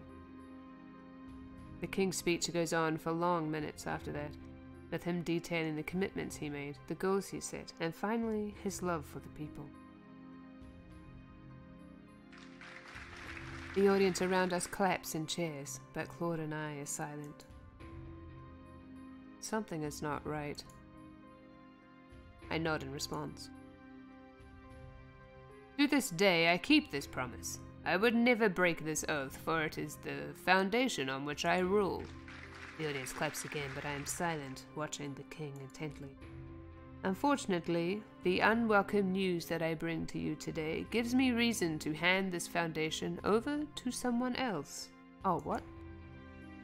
I have fallen terminally ill. Oh. The king's proclamation is met with shocked and angry chattering from the audience. I cannot hear anything that is being said over the cacophony of voices, but I know that the audience is dissenting. Dissenting? I stiffen as I stare at the king. He's lying. I can tell by the firm set of his jaw and the way his eyes flicker across the crowd faster than they ought to. The king has lied to me so many times before that I can recognize when he does it. Oh, rip! I know that this unfortunate news must come as a shock, but this is an illness for which there is no current cure. As for the question of my successor, he trails off for a few moments, and I think I see something in his eyes that hints at urgency, but I'm not sure why. Crown Princess Emmeline is unmarried and still too young to rule on her own. I feel a pang of irritation and confusion. Another lie. Emmeline could rule just fine with the help of Sir Mithras and the others. After much thought, I have come to the conclusion that our kingdom, which still continues to face danger from the witches, is best put in the capable hands of the commander of the Order of Caldera, Sir Alcaster. Oh, rip. What? I cannot hide my shock. The rest of the audience reacts similarly, their sudden outburst a testament to their confusion. While I will be providing support and assistance from the sidelines, I cannot in all good grace continue to wear this crown when I know I cannot serve my people as they deserve. Simply put, I believe that the witches have gained more power in the recent months and that Sir Alcaster is best suited to deal with these conflicts. The fairy tale curse runs more rampant these days, and there have been more reports of incidents involving magic. Yeah, that's a good idea. Let's make the military the rulers of the country. The murmuring continues, except now the townsfolk sound panicked. This cannot be true. I do not miss the reluctance in the king's next words. Sir Alcaster has also suggested a number of remedies to our laws, especially concerning our security and work hours. I believe that Sir Alcaster can better rule this country in these turbulent times. Work hours? Okay. Please show him all the love and loyalty you have shown me. I made him sound like an old man, but anyway. That bastard. Claude has a foul expression on his face and his words feel heavy, even in a low whisper. I know the king. He takes every duty upon himself, and he would never hand his crown to someone else. Once Sir Alcaster comes to stand on the podium, he silences them with a glare. Citizens of Angel, I swear to you that I will serve you as well as Gennaro has. Why is that his voice? That being said, I also believe some changes will need to be made. Sir Alcaster continues to speak. He mentions things like curfews for safety, extended work hours. It doesn't make any sense. Curfews and extended work hours. Doesn't make any sense. You can't have both. You have one or the other. But okay. And additional taxes to go toward the knights. But I'm slowly beginning to block out the drone of his voice. What is going on? Sir... No, Alcaster must have done something to force the king into the shroud. The king stands behind Alcaster with his hands clasped, his eyes alert. But there is a helplessness to them that I have never seen before. It isn't long before the crowd's unsettled murmuring becomes agitated whispering. I am stunned when Claude cups his hand to his mouth and starts shouting. There is only one king! King Gennaro! Claude grips my hand and starts leading me around the outskirts so that people cannot spot him as he continues to shout. The crowd begins to chant along with Claude, and then they draw near to the stage where my father and Alcaster are standing. There is only one king! King Gennaro! There is only one there's only one king! King Gennaro! Let's go, Noct. The crowd is right next to the platform now, and the chant carries on. Claude pulls me behind him, but my mind is on my father and on his desperate eyes. Hours later, the Merchant's Tavern is chaotic. People are talking over each other, trying to relay the scene that they saw in town today. Every visitor here is talking about what they witnessed. I've been in a corner of the room this entire time, trying to understand everyone, but failing. Delora and Parfait are not here to calm all of this chaos. Hey, Princess, how are you feeling? I almost jump when I hear Rumpel's voice. Surprised? I didn't mean to do this. I guess I might as well save. Oh wait, just kidding. Hold on. I might as well save, I guess. Let me save it. Okay, it's your turn. Surprised? I can feel when a damsel is in distress, my lady. I am really not in the mood for your flirting, Rumple. Oh, my apologies. I thought you might have wanted some cheering up.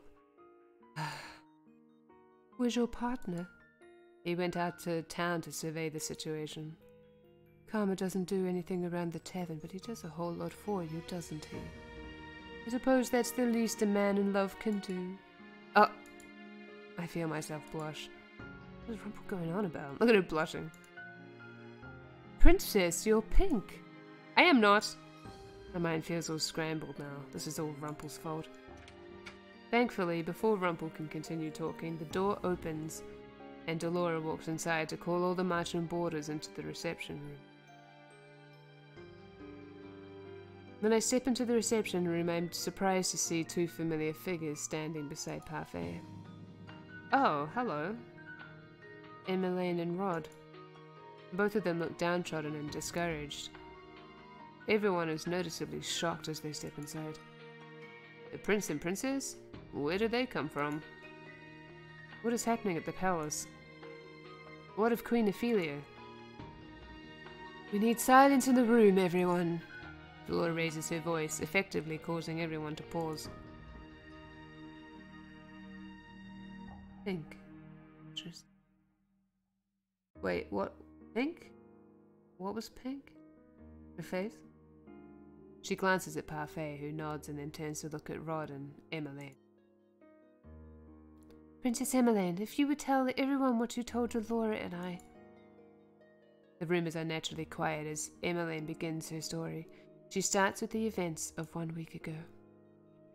In the middle of a family dinner, Alcaster burst in with soldiers and seized her, Rod, and Ophelia in front of the king. Sir Alcaster said that if the king didn't hand over his crown, he would kill us. We had no idea a coup would be staged. The three of them were taken down to the prison cells with Ophelia taken to a separate cell. Sir Fitzgerald helped us escape, but only just barely. Fritz, are you openly disobeying your father? I hope that he is safe. Alcaster wanted to kill the king. I'm sure that he still will. But he has no reason to. The king has already handed over his crown. I speak before even realizing. Everyone stares at me, including Rod and Emmeline. Alcaster's a foul man. I only think he usurped the throne now without violence because he wants less resistance from the people. He never spoke up to my father before. Did you just say father? Oh, right. It's a long story, Em. Oh, right, because she doesn't remember. Emmeline looks between Rod and I, and her expression confused. You know each other? You know each other? We do. Emmeline looks like she wants to say something, but she remains silent. Our mother is still inside the palace. We need to save her somehow, and Sir Fitzgerald. What happened to Fritz? We don't know. He helped us escape, but we were spotted at the last minute. He told us to run ahead and leave him behind. We didn't see him again after that, and we couldn't just wait, so Rob brought me here. Right now we need to piece together the situation as quickly as we can, and then we need to figure out a way to save the king. I knew Alcaster was up to something, but I never thought it would escalate into this. Tyrion, what do you know about this? Garland and I weren't stripped of our titles because we disobeyed Alcaster's orders. It was because we overheard Alcaster plotting something and tried to tell the king of his plot. We gave him a warning, but the king did not believe us. Not with Alcaster and Mithras whispering in his ears. The king didn't think Alcaster was possible of such a betrayal. He thought we were trying to turn him against Alcaster for our own gain. And so Alcaster stripped us of our titles and banished us from the palace. Lady Parfait found us. And while we were happy to help out at the tavern, we also intended to eventually do something about the mess in the palace. So Alcaster has been planning to do this all this time? Looks like we need to send in the sniper team. Stop that. When we part for the night, Parfait and Delora take Rod and Emmeline to a room that they can share. It's been decided that they will be harboured here at the Martin, a place that Emmeline apparently knew about but never came to because she wasn't cursed. Well, Rod did say that his family knew he was cursed. I noticed Emmeline looking at me many times throughout the night, but she never asked me anything. The next few days are a muddled mess. Everyone is busy trying to find out what happened and what can be done to help the king. I'm sweeping the tavern half-heartedly one day, my thoughts on everything but my chores. Everyone's been trying to do something to help out the last few days. Though I've gone on quite a few trips into town with Claude to search for information, I haven't been able to find much. I feel so useless. I'm finally on my break, so I decide to go into the reception room to rest. When I step inside, I notice Emmeline sitting on the couch. She waves me over as soon as she sees me. She hasn't really openly spoken to me since she's been here. Parfait and Delore have been trying to hide her so as not to cause a ruckus in the margin. Rumors are dangerous now. Except one of the snipers will probably die because they give out their position, they get cornered in the grenade. And then they run out and get destroyed, yeah. Well, it's not my fault there were 3 guys there, okay? Rumors are dangerous now. Oh, I read this already. You're Noct, right? Yes, I am Noct. Hello. Rod told me about your curse. He said that you're the king's blood daughter. I'm really sorry. I'm shocked by Emmeline's sudden outburst. What? I didn't mean to, but I took your place. How could I forget my own sister? We're not blood related. It doesn't matter. I would love you regardless. Emmeline was always trying to take me out and do things with me back when I was still in the palace. I distanced myself from her because I thought the king loved her more than he loved me. I still think that maybe he does. We weren't close. Oh. I barely spoke to you or to Rod. Didn't he tell you that? He did. But perhaps now we can turn over a new leaf. Emmeline is as stubborn as always. I have more things to worry about than being her friend. Oh, I have to go. I walk off before the conversation can continue. Oh, rip! Bye! Is that something I said? If I hadn't been cursed and remained in the palace, would Sir Alcaster have taken me hostage too? I don't know how I managed to stutter the middle of that word. The hours tick by, and as the tavern is emptied for the day, Delore calls everyone together to explain what she and Parfait have pieced together about the situation. Alright everyone, we've come upon some new information. The first is that Alcazar had cracked down on the riots in town. Anyone seen protesting his rule is thrown in prison. Of course they are. The king always valued the people's opinions. Alcazar does not want opinion. He only wants to rule with an iron fist. Our patrols have shown that there is overall more security in the palace and around the town. They have been charged with keeping people quiet in whatever ways they possibly can. As we heard from the prince and princess, things are most turbulent in the palace. The king is still alive, but it is unlikely he will stay that way for very long. One thing is clear. Given Alcazar's motives to take over the kingdom, I doubt he will rest until the king is dead. The king's men have turned against him, and even if there are loyal soldiers still left in the palace, we cannot contact them right now. Rescuing the king and queen will be on us then. We just so happen to have people in this tavern that have a shot at rescuing them. Prince Rod has the key to a secret passage we can use to break into the palace. Secret passageway? But only the king and the commander of the knights have the key to that passage. How did they get a copy? Who's going to join us on this mission? Julian and Garland both volunteer immediately, followed shortly by Claude and Maltz. I'll go too. The room goes quiet as I step forward and volunteer. Princess, we can't just allow you to put yourself in danger. I look at Claude, who is staring at me, shocked. I took up the sword so I could protect those I care about. Princess, you don't have nearly enough practice. But I can help. I still have time to learn. I agree with Parfait, Princess. The palace isn't the place for you to try out your newfound sword skills. And you may as well chain me up because I refuse to stay here while you all go save the king. Princess, your voice broke for a second there. Shut up. It doesn't matter. Well, she has been practicing with the rest of us. And encourage her, Julian. But it's not like any of us can stop her anyway.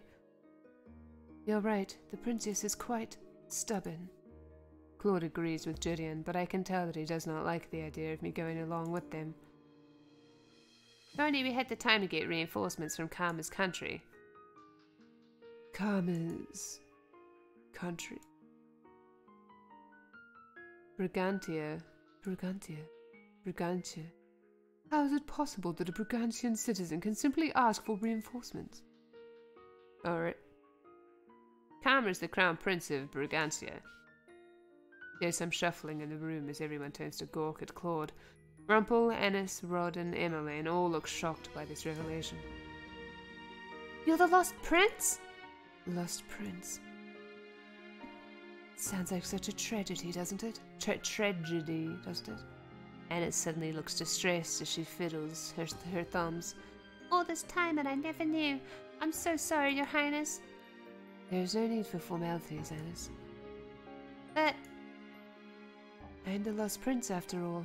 I keep my lineage a secret because right now I'm just a normal commoner. But you're the prince! Couldn't you still ask for reinforcements? Even if I did ask for reinforcements, I'm pretty sure they would never come in time. Besides, I can't go back to my kingdom yet. I cannot go back while he's still cursed. The conversation continues in a more solemn tone. Eventually, we start speaking of our plan to enter the palace. When the details are finalized, I repeat everything myself to make certain that I know what is meant to happen.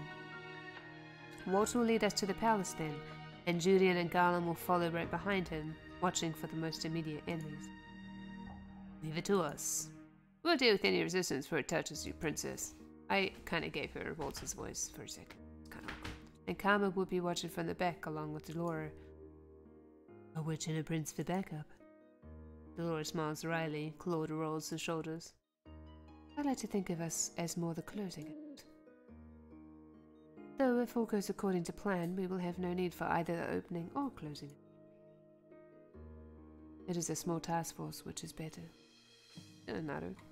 The smaller the better. The last thing we want is to be noticed. We decide to meet again over the course of the next week to finalize our plan and carefully survey the situation in town before parting. Claude has taken to training me, Julian, and Garland at the same time. Just the other day he had all of us attack. Okay, Naru, hello. Just the other day he had all of us attack him together.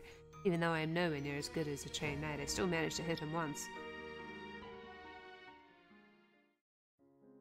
I feel like things are coming to some sort of conclusion, and yet I still haven't done 3 good deeds. I really need to have a drink, one sec.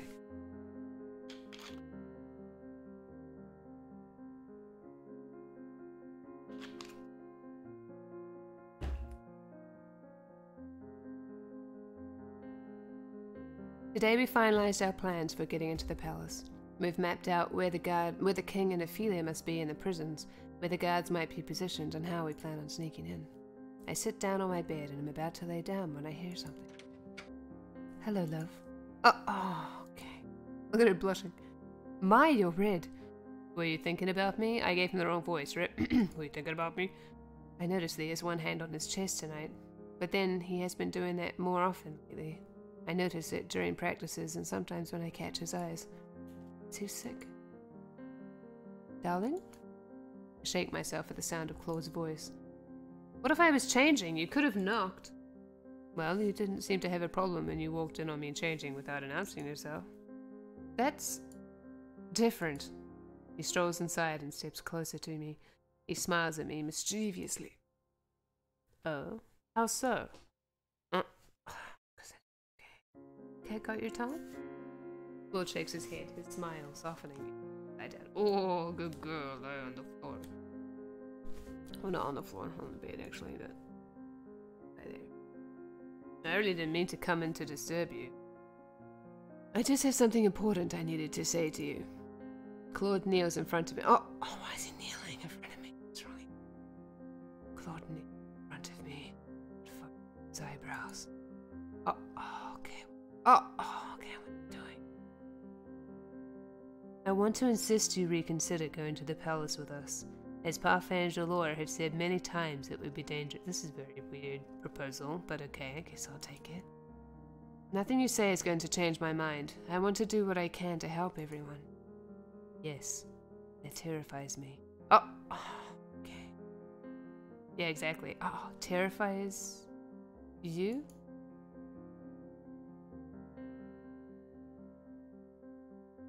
I could lie on the floor so far to clothesline. If your stubbornness leads to you putting your neck out there for someone, I would never forgive myself for your injuries. You'll want to help me. Stay here where you'll be safe. I'm not some damsel that needs to be protected. Noct, all I want is for you to stay safe, so that when we save your father, you can face him with a smile. I won't be able to face my father unless I'm one of the people to save him. Stubborn as always. It's true, actually.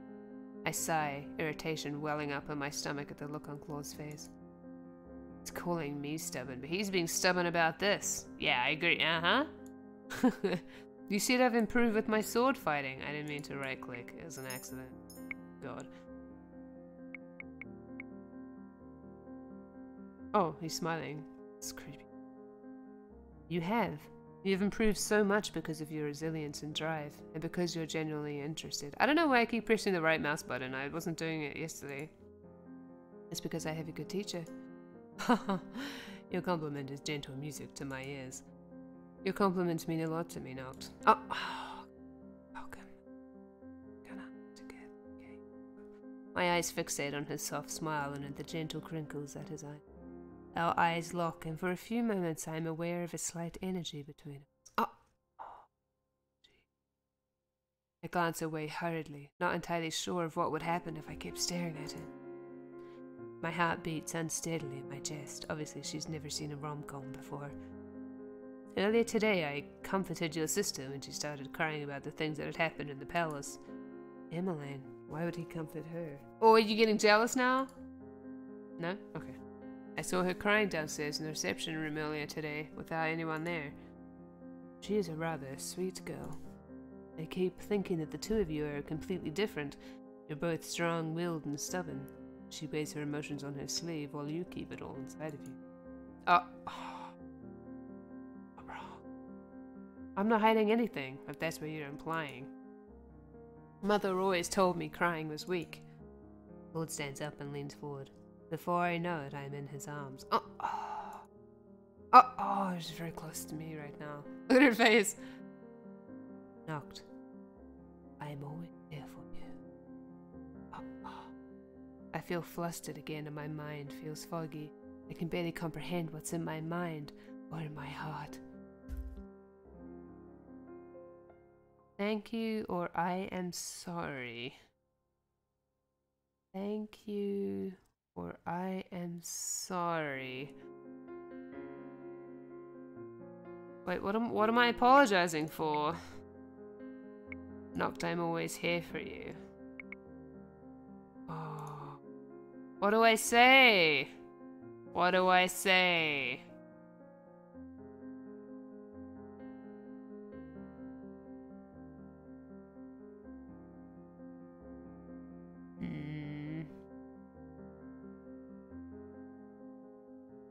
It depends. What am I saying sorry about? Is it like sorry that I can't be with you? Or is it sorry that I'm so stubborn? Or sorry that I keep everything inside? Or sorry that you feel the need to hug me? Like, what am I sorry for? That depends. I mean, that would depend. I mean, that would change things. What do you think I should do? Anybody? Any ideas? Any strong reactions? Any gut feelings?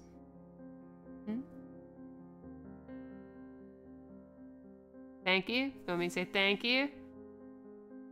Okay.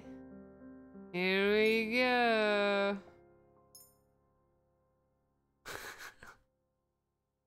You never need to thank me, Noct. Oh, look at his face. But you've done so much for me. It's not just the sword fighting, it's your patience, your company. You're saving me when I needed help. That's not true. Pretty sure I'm the most selfish person in this tavern. All I ever want is things for myself. Oh, it was the right thing. Thank you. Thank you for the thank you. Haha. I've never thought you were selfish, Claude. I've never thought you were selfish, Claude. Oh. He puts a hand to my cheek and looks at me solemnly. You don't think that me wanting you is... Oh! Oh, what was that? Suddenly he steps back, his hand on his chest again, his breathing heavy. Stare at Claude with wide eyes. Claude, are you okay? I'm fine. He sighs out slowly. But he sounds obviously pained. I'll go get Anna's. No! Oh, okay, sorry. I'm fine. I swear, it's just a spell of dizziness. But you... He manages a small, tight-lipped smile before he straightens and shakes his head. His hands are visibly shaking. I must be tired. But Claude... Do not tell anyone about this, okay? I don't want them to worry. Why is he always so stubborn? He's obviously in pain. I clench my hands into fists as I frown at him. Why must you always be so secretive? You're keeping something from me, Claude. Sorry, Noct. Claude abruptly leaves the room, leaving me with my fragmented thoughts. Rip. Oh! Wait, I see a thing. What's that? Oh, chapter something or other. Chapter 9, the rescue. Ah, thank you for subscribing, Bingley 8000. Or is it Bingley Boo? Can I call you Bingley Boo? Bingley Boo. Sorry. Actually, that's kind of like in the wrong place. Let me fix that. Where is thing? Hold on. Is it this? Oh, here we go. Can I? Oh, I can't move this. No. Wait, what did I just move?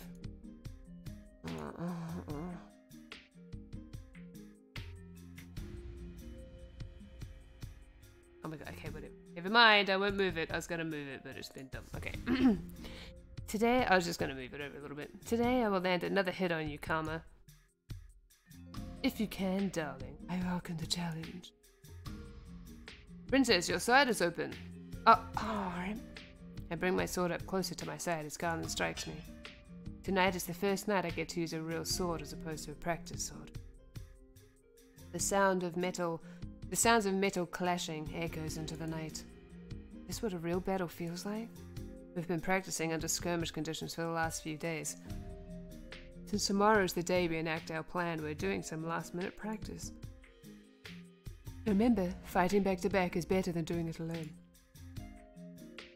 Claude dodges Julian's sword as he speaks, but I notice that he seems to be taking special care not to look in my direction. It's been fine for the last few days, but I'm not sure when his pain will return. If only he would tell me what was wrong with him. When Claude finally calls the end of practice, we are all exhausted. Good job, everyone. You'll all be fine tomorrow. Garland turns to face me, a soft expression on his face.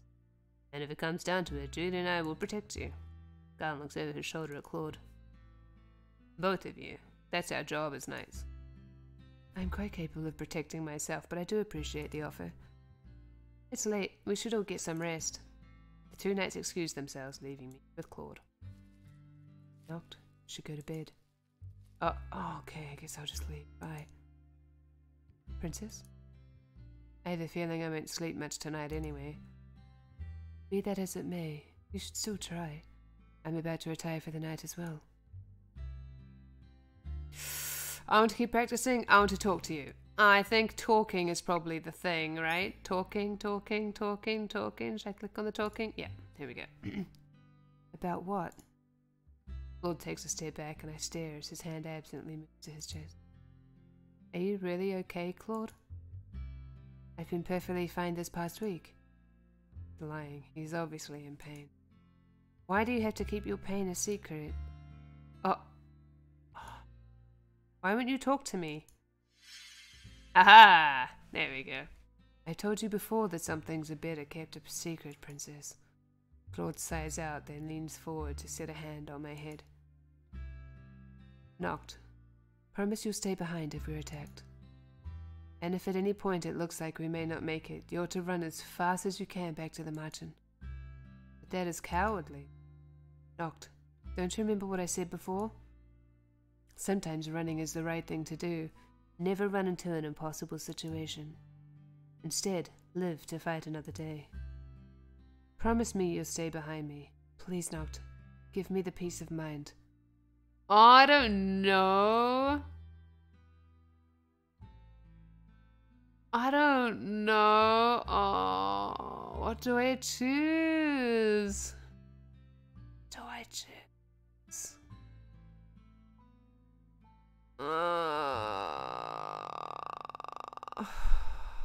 To promise or not to promise?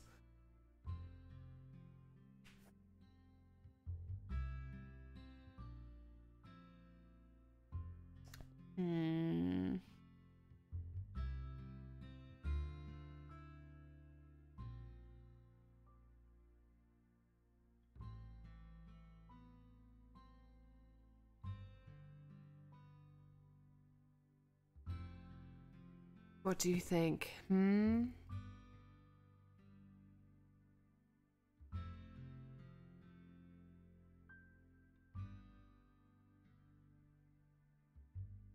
I guess I promise.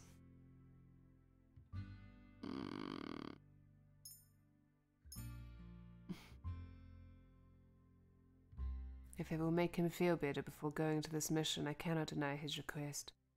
Lord's expression softens as he moves away from me. I'll stay behind you. Yay! Thank you. Thank you, Princess. Let's attempt sleep in preparation for tomorrow. When this is all over, I'll pry Claude's secrets out of him. Yes, I will. Yes, I will. Tonight is the night and everyone is just about ready to go. I can't get this feeling of foreboding off of my chest. Everyone is gathered close to the door, ready to see us off. Everyone except... Princess. Rumpel suddenly appears. Anna's coming up to stand right next to him. What are you two doing here? Well, of course we came to wish you good luck, just like everyone else here. We'll be waiting for you tonight so that we can celebrate everyone's return. Be careful. Emmeline, who has been everywhere with her brother since they came here, is standing right beside him now with a smile. Oh, welcome back, Adam. I will pray for your safe return. Her smile wavers, and I can tell she is uncertain. She has the great knights of Caldera, 2 witches, and a prince. She'll be fine. Rod's response is a curt, as usual, but I cannot help but notice the hesitance in his voice. Even though he stares at me without expression, I think I can see a tinge of worry in his eyes. Oh, rip. Rest assured that we will keep the princess safe. We will keep the princess safe. We're not going to let Alcas to get away with what he did to Angel and its royal family. Her face steps forward last. She and Delora glance at each other, and I feel as if some secret message bounces between the two of them. Delora nods ever so slightly before Parfait turns to the rest of us. Her eyes eventually fall on me. You've changed since you've been here, Princess, but your dedication and resolve never wavers. It has always been there, just beneath the surface. Stubbornness or resolve? It is as if Parfait is able to read my thoughts. She smiles as she sets a hand on my shoulder. Your dedication is very much like King Gennaro's. You are proud and honourable and always take steps in the right direction. That is why I know you'll be back tonight. Just as Rumpel said, they'll all be waiting for you, all of you. Stay safe tonight. I nod my head as everyone gathered around begins to repeat their hearty goodbyes.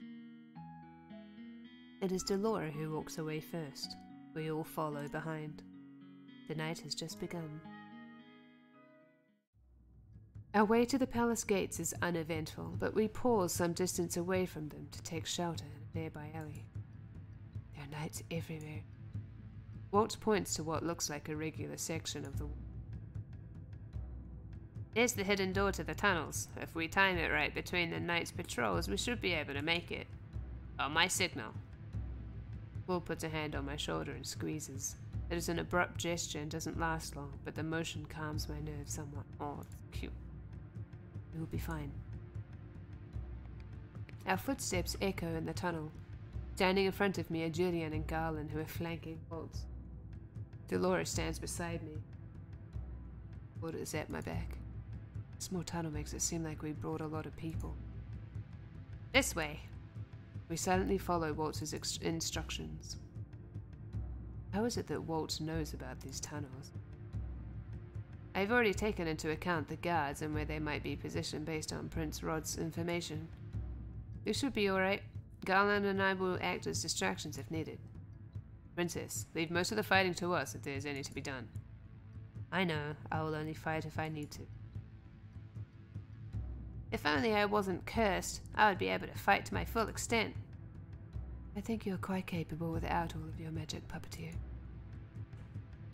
I'm surprised he's dressed like this, actually, for sword fighting.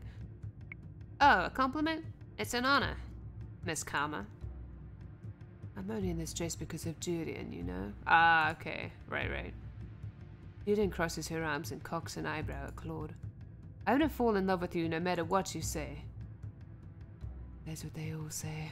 Look at the face. Huh. We're here. Oh, we're here. Suddenly, everyone goes quiet. I feel a lot heavier as I stare at the staircase in front of me.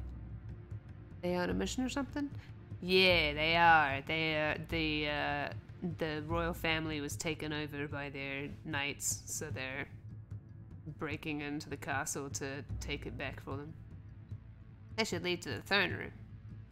I did not know we had a secret passage in the throne room.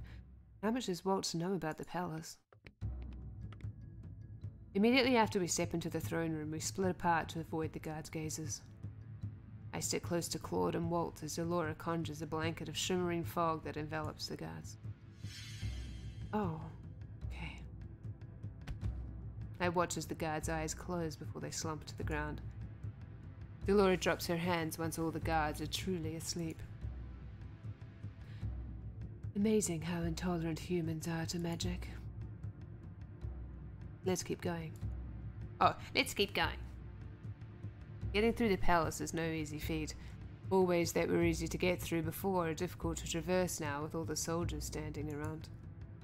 Delora casts a spell to silence our footsteps into quiet muffles, but moving is still difficult, especially with such a group. Eventually, we arrive just outside the tunnels that should lead to the castle's prison. I'll stand watch. Be careful, Walt. I will. We enter another network of tunnels. Julian, Garland, after you. Julian glances at me briefly and then at Claude, who nods a little stiffly. We'll be right back. We'll be right back. Oh, whatever. In accordance with the plan, Claude and I are left at the halfway point of the tunnels to ensure a clean escape as Delora, Julian, and Garland continue on to the prison. They should be fine, but I'm still worried. My eyes wander to Claude and I bite down on my lower lip when I notice that his hand is once again raised to his chest. I find myself reaching out to grab Claude's hand, but he swiftly pulls it away. Oh, Rick. The glare on his face takes me by surprise. Why is he so angry? Yeah, why is he so angry, Claude puts a hand to his chest. Sorry, I got really loud. Claude puts a hand to his chest and flinches as he leans on the wall. Not now. His voice sounds pained. What is he talking about? Claude? I just need some space, Princess. But I'm fine. All in space! I cannot help but feel irritated at the way Claude has snapped at me. Oh, so... I'm sorry. I don't mean to be this way. It trails off, its eyes distant. Because of your curse, right? Most of the time he is sociable and a pleasure to talk to, but then he reverts to this state. It's like he's two different people. Cannot understand why he's like this. Why do I care so much for someone who keeps secrets? Noct, I wish I could explain, but if I did, you would hate me. Or more accurately, you would be afraid of me. I could never be afraid of you. Why would I be afraid of you? I think I'd say, why would I be afraid of you? This sounds like a lie. I could never be afraid of you. Why would I be afraid of you? Sounds more legit. You've never done anything frightening before. You aren't a frightening person. The only time you ever frighten me is when you're like this. When you look like you're in pain and when you keep secrets. The secrets are my own selfish desire, but they're for your safety too. You're talking in circles. We're going in circles. Why won't you just tell me what's going on? Wait. Claude's voice trails off at the sound of running. His hand moves quickly to the hilt of his sword just as I reach for mine. We only relax when we see that it's Jurian, Garland, and Delora heading toward us. Why are they alone? Where are the king and queen?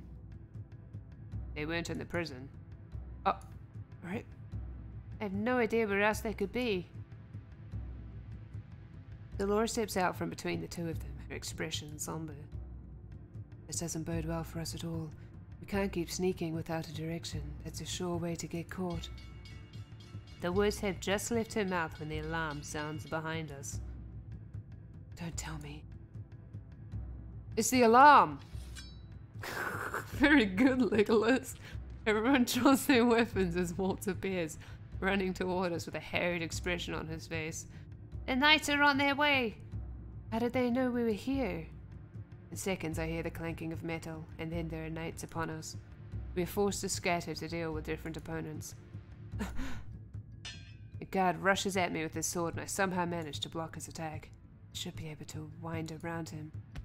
The knight falls after I catch him from behind and give Claude an opening to attack him. Noct! Stay behind me! I promised I would, remember? Let's keep it that way. A smile flashes across his face, and for a few moments he seems more like the Claude that I know. A knight manages to separate Claude and I, leaving me by myself. He grabs my arm. Unhand me! Oh, unhand me! I'm surprised she was just thinking that. I watch in shock as a shimmering fog surrounds my attacker, his eyes closing as he slumps to the ground. He is only the first to fall. Seconds later, most of the knights in my immediate vicinity have fallen to the ground. I can tell by the subtle rise and fall of their chests that they are asleep. Sorry, I couldn't focus long enough to cast that spell earlier. Delora drops her hands and turns to address Waltz, Claude, and I. Head toward the entrance hall. The king must be in one of the central rooms. Jurian, Garland, and I will head to the bedchambers in the east wing to look for the queen. Splitting up is not part of the plan. We don't have much of a choice anymore if we're going to get the king and queen out of here. We have to improvise. Now go! Claude grabs my hand and jerks his head at Waltz. Let's go. The three of us rush out and into one of the palace hallways. I keep my gaze forward while Waltz and Claude watch for enemies on either side of us. On our right! Claude grabs his sword and moves before Waltz and I can respond. He dives low toward a soldier, his sword poised straight for a devastating blow. Knights begin to approach us from the left, and I raise my sword, readying myself. Ow! God, that was bright. Waltz snaps his fingers, a flash of light blinding the men in the immediate vicinity, and I use the opportunity to rush the knights in front of me. I grit my teeth as I attack. Most of my blows are lucky. There are too many knights in me to be able to get the upper hand. There are so many of them. There's so many of them. Well, well, if it isn't the most desirable prince. I whip around to attack the man that spoke to me, but he is nowhere to be found. Where is he? Who are you? I wonder. Noct! I turn and see Claude running toward me, a panicked expression in his eyes. I take a step toward him when a masked man suddenly blocks my path. Who are you? I raise my sword, but the masked man taps his cane on the floor before I can swing. An incredible pressure blasts out from the cane. It shoves Claude to the floor and blows me backward. I hit the wall hard and my vision darkens.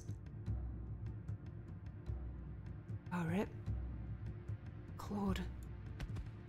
Bedoodle. Am I? Why can't I see anything? head hurts. Rise and shine, sleeping beauty. I jerk upright at the familiar voice. You're the man who knocked me out. The man laughs, and I blink as I try to pinpoint the direction of his voice. You blindfold me? I command you to take off this blindfold. I don't take orders from the princesses that no one remembers. But I am a gentleman, so I suppose I shall have to heed a lady's request. The blindfold is abruptly pulled off, and I flinch at the sudden brightness. That was really nicely done, I like that. Why, hello there, princess. My captor looks at me, amused. He wears a crooked grin on his masked face and a cape on his shoulders. Who is he? My eyes wander to the throne, and I cannot help but gasp at what I see. The king is strapped to the throne. Oh, rip. Hands bound, mouth cut. Oh, rip. Your Majesty! The king pauses to look at me, his eyes containing a mixture of alarm and confusion. I turn to glare at the masked man. Let him go. No can do, princess. Though, don't you think he still looks regal sitting on his throne like that? I grip my teeth as I begin to struggle against my bonds. Struggle all you like, you won't get out of those knots anytime soon. Who are you? The masked man drops into an elegant bow. I am called Varg. Varg? What have you done to my father? Me? Nothing. Well, nothing much. I guess gagging a person and tying their hands behind their back counts as something. Are you working for Sir Alcaster? I don't work for anyone. So he's a mercenary? The door flies open and Alcaster steps in, his face full of anger. Mithras, the fool! How absolutely useless he was! Bug gives a dismissive shrug. He regards me again with his mischievous smile. While I do agree with that wholeheartedly, that man is in the past. Here, in the present, we have someone far more interesting to deal with. Varg gestures at me. I glare at Varg before turning my gaze to Alcaster. Used to think Alcaster was someone to be respected. Not anymore. If it isn't the princess herself. You remember who I am? Once Mithras made the connection, it was just too obvious to be false. Could Sir Mithras remember me? Alcaster shifts his attention to the king. General, do you not remember this girl as your own blood daughter? It's so weird they keep saying blood daughter. My eyes meet the king's, but I see no recognition in his gaze. Cannot remember me. I haven't managed to break my curse yet. Why are you doing this to my father? To the kingdom? Everything I do for the kingdom. All successful rulers have run with an iron fist. Fear is the best motivation. A king that is too lenient and does not inspire fear has no business being on the throne. But the people of Angel love their king. Before I thought that the town people were despicable because they hated me. Now I understand those reasons. They may have judged me as mother's daughter, which is wrong, but that does not mean they should be subject to a regime of fear. Your obligation as a ruler is to rule for the country, not the people. Back when the Queen was still alive and this place knew the fear of the witches, they were far more productive. Fear motivates. Fear makes a man... King Alcaster! You better have a good excuse for interrupting. Your Highness, there's a beast! What are you blathering about, you fool? A beast! A magical beast is rampaging around the palace. Oh, Riff! That's funny. Is this the dead witch is doing? Dead witch? No, Dolores fine. She has to be. Out with it. Did Mithras do this? What? Cannot stop myself from blurting out the question. So Mithras is a witch? He was a witch, but now he's dead. He turns to his knight and demands more information. I'm too shocked to hear their words. So Mithras, a witch? Possible. What are the other palace intruders? We've managed to apprehend some of them, but we can't get to everyone with their beast taking us out. That damn Mithras, still a pain even after death. What did you do to Sir Mithras? What did you do to Sir Mithras? Did you not hear me, girl? He's dead, killed by my hand. Oh, but why? He was helpful at first. We worked together to achieve our own personal goals. He eyes me cautiously. He wanted you, Princess. Sir Mithras, which that would explain why he still remembered me. Why did he want me? Who knows? Doesn't matter anymore. I gave him my knights to assist him in his search when the witches could not. In the end, that fool was too power-hungry. You never entered into my plans. You would have been safe, Princess, had you just stayed put. But now that you're here, you'll come in handy. Alcasta turns back to the knight, who immediately bursts into exclamation once more. The beast is moving quickly. We don't know how much longer we can keep it from this room. There's a beast in the palace, and it's Sir Mithras is doing? I'm so confused. Oh, Noct. You're so silly. What about the others? Are they okay? Let me go, Alcasta. You are not going anywhere. Sounds like some of your friends are very persistent. They'll be coming for you, and when they get here, I will kill them. You, Princess, are going to make excellent. You know, I like this turn of events. Kind of amusing. You, tell me what all of this is. Varg looks unmoved by Alcasta's anger. It is Mithras that summoned this beast, is it not? Then you must know what is happening. You're asking me, of all people? As if I would be able to answer any of your questions. You. Varg? Doesn't matter how many times you say my name, Alcasta. I won't have any answers for you. Sir Alcasta turns to me, his eyes manic. Whether this is Mithras' magic or magic belonging to one of your friends, I'm not going to let it live. Could Delora create a beast out of thin air? She's such a moron. Sir Alcasta draws his sword from his sheath and curses under his breath. I squirm, desperate to find some kind of break in my restraints. Varg surprises me, however, by reaching down and cutting the ropes and binding my arms with a sword that I recognize. You have my sword. And my bow! Sorry. I stand up as I laugh too hard at my own joke. I stand up as quickly as I can and grab the sword from him. That was too easy. I eye Varg warily as his mouth twists into a smirk. What are you doing? Why are you helping me? Help? All I did was cut some ropes. Besides, I'm curious to see what you'll do with that toothpick of a sword. He talks like he doesn't care at all what happens. Don't think about it too much, Princess. Probably a little too much for your small head. I swing my sword toward him and Varg catches it with his cane. Oh. You really think that I'm the one you should be fighting? The door creaks and falls off of its hinges. The knights stumble back and I hear screaming as loud footsteps sounds against the hall's tiles. So what will you do? Run? Hide? Or will the beast kill you too? Hey Claude. It's Claude, isn't it? My eyes focus on a large figure entering the room. Though I cannot make out specifics at first, the form grows more distinct the further it moves into the room. Whatever this is, cannot fight it. You cannot wield it. There is a moment of eerie silence, then Alcasta yells and the knights rush forward, attacking the beast as a collective. The beast throws them off with surprising nimbleness, his rage in every swipe. I dodge away just before a man's body falls on top of me. Alright. Over here, beast! Sir Alcasta rushes at the beast.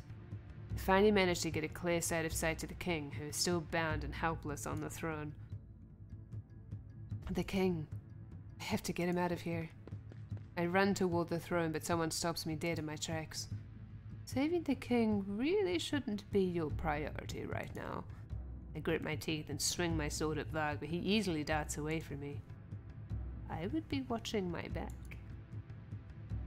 It is then that I notice the beast slowly making its way toward me. Why would it be after me? Either I stay here and fend it off, or... Alcaster catches the beast with a broad swipe of his sword, and the two are focused once more on each other. I glance urgently at the king, then at the doors. The beast moves again, and I realize that it is once more heading toward me. There's no way I can help the king in all of this mess. I need help. I have to find the others. Hopefully Alcaster will keep this beast busy long enough for me to get them. I turn and bolt through the room, weaving my way through the chaos of knights as I head toward the door. I glance over my shoulder one last time at the king. His eyes are trained on the battle before him. His hands grip the arms of his throne, but there is nothing he can do. I'm sorry. I'm so sorry. I'll be back. But for now, I have to find the others. I dart past the carnage in the room, stepping over and around bodies as they appear. Halfway to the door, the beast lunges past Sir Alcaster, and for a few moments I think he might be attacking me.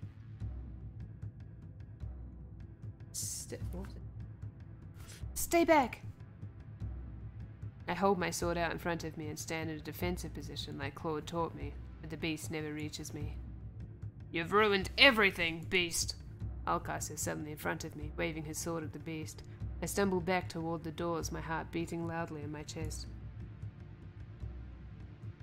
I have to get out of here.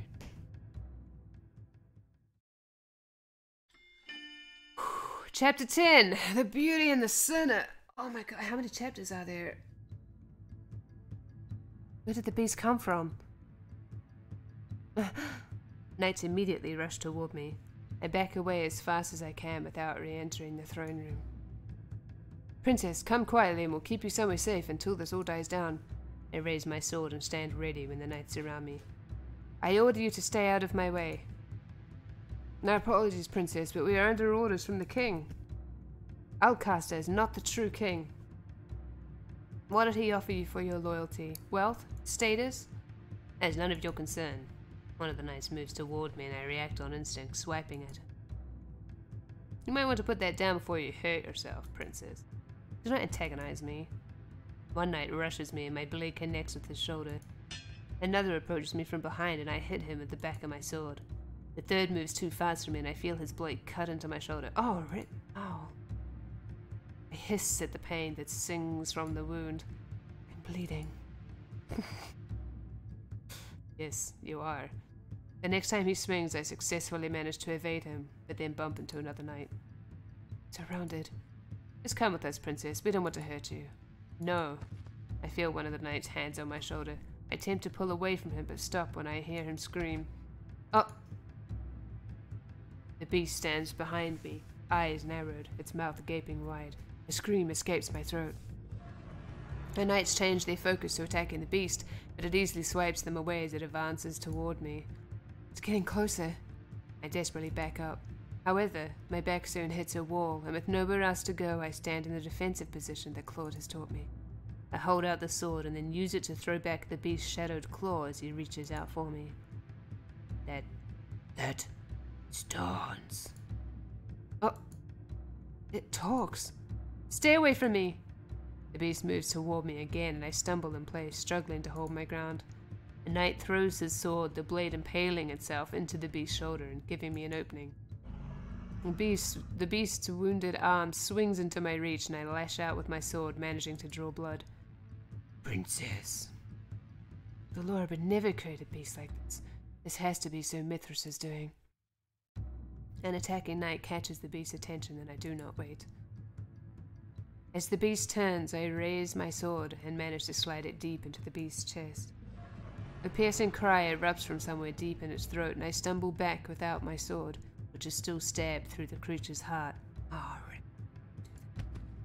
The beast collapses to the ground. I stare as it raises a hand to its chest. Ah, rip. What have you done?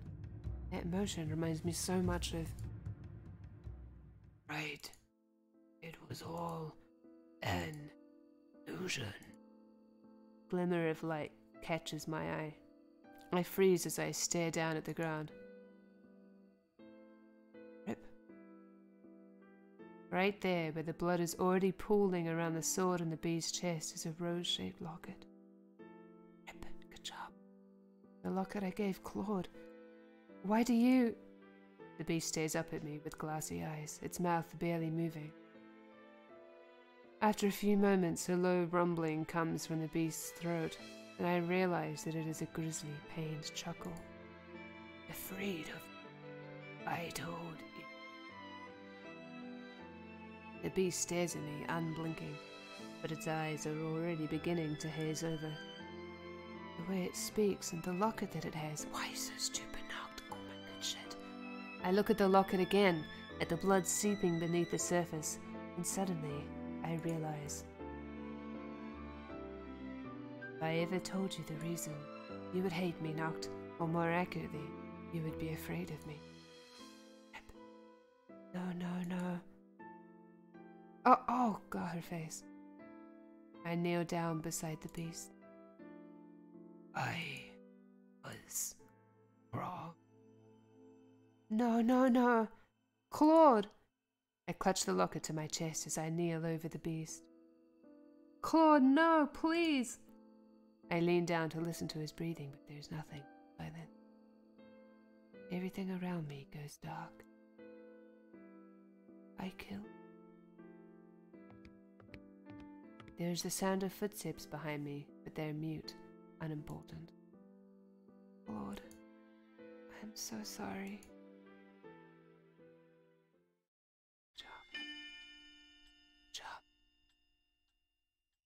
Good job, Noct. You got a bad ending. Good job, you killed him. Good job. Good job. Good job, Noct.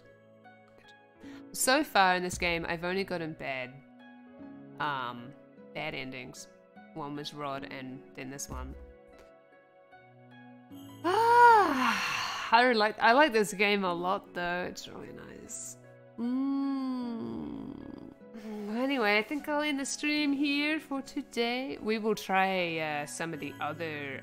I don't think I'll try it 100% the game or anything, but I'll try another path. Maybe a different person or something.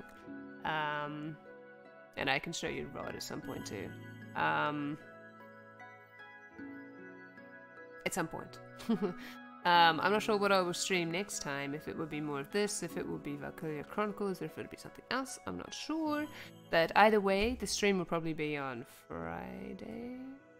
But yeah, but thank you very much everybody for coming. And for chatting and stuff. I hope you enjoyed the stream. And also thank you very much to all of my patrons. I really appreciate the support that you give me. If you'd also like to become a patron, or if you'd like to just check out my Patreon page, the link is right there on the screen, or it's also in the description below. I'd also recommend joining my Discord, because that's where all my stream announcements are. And you can just come and chat and stuff. It's pretty cool. There's a nice group of people there. And what else is there? That's all, I think. Just have a good week, and we'll see you next time. Bye-bye.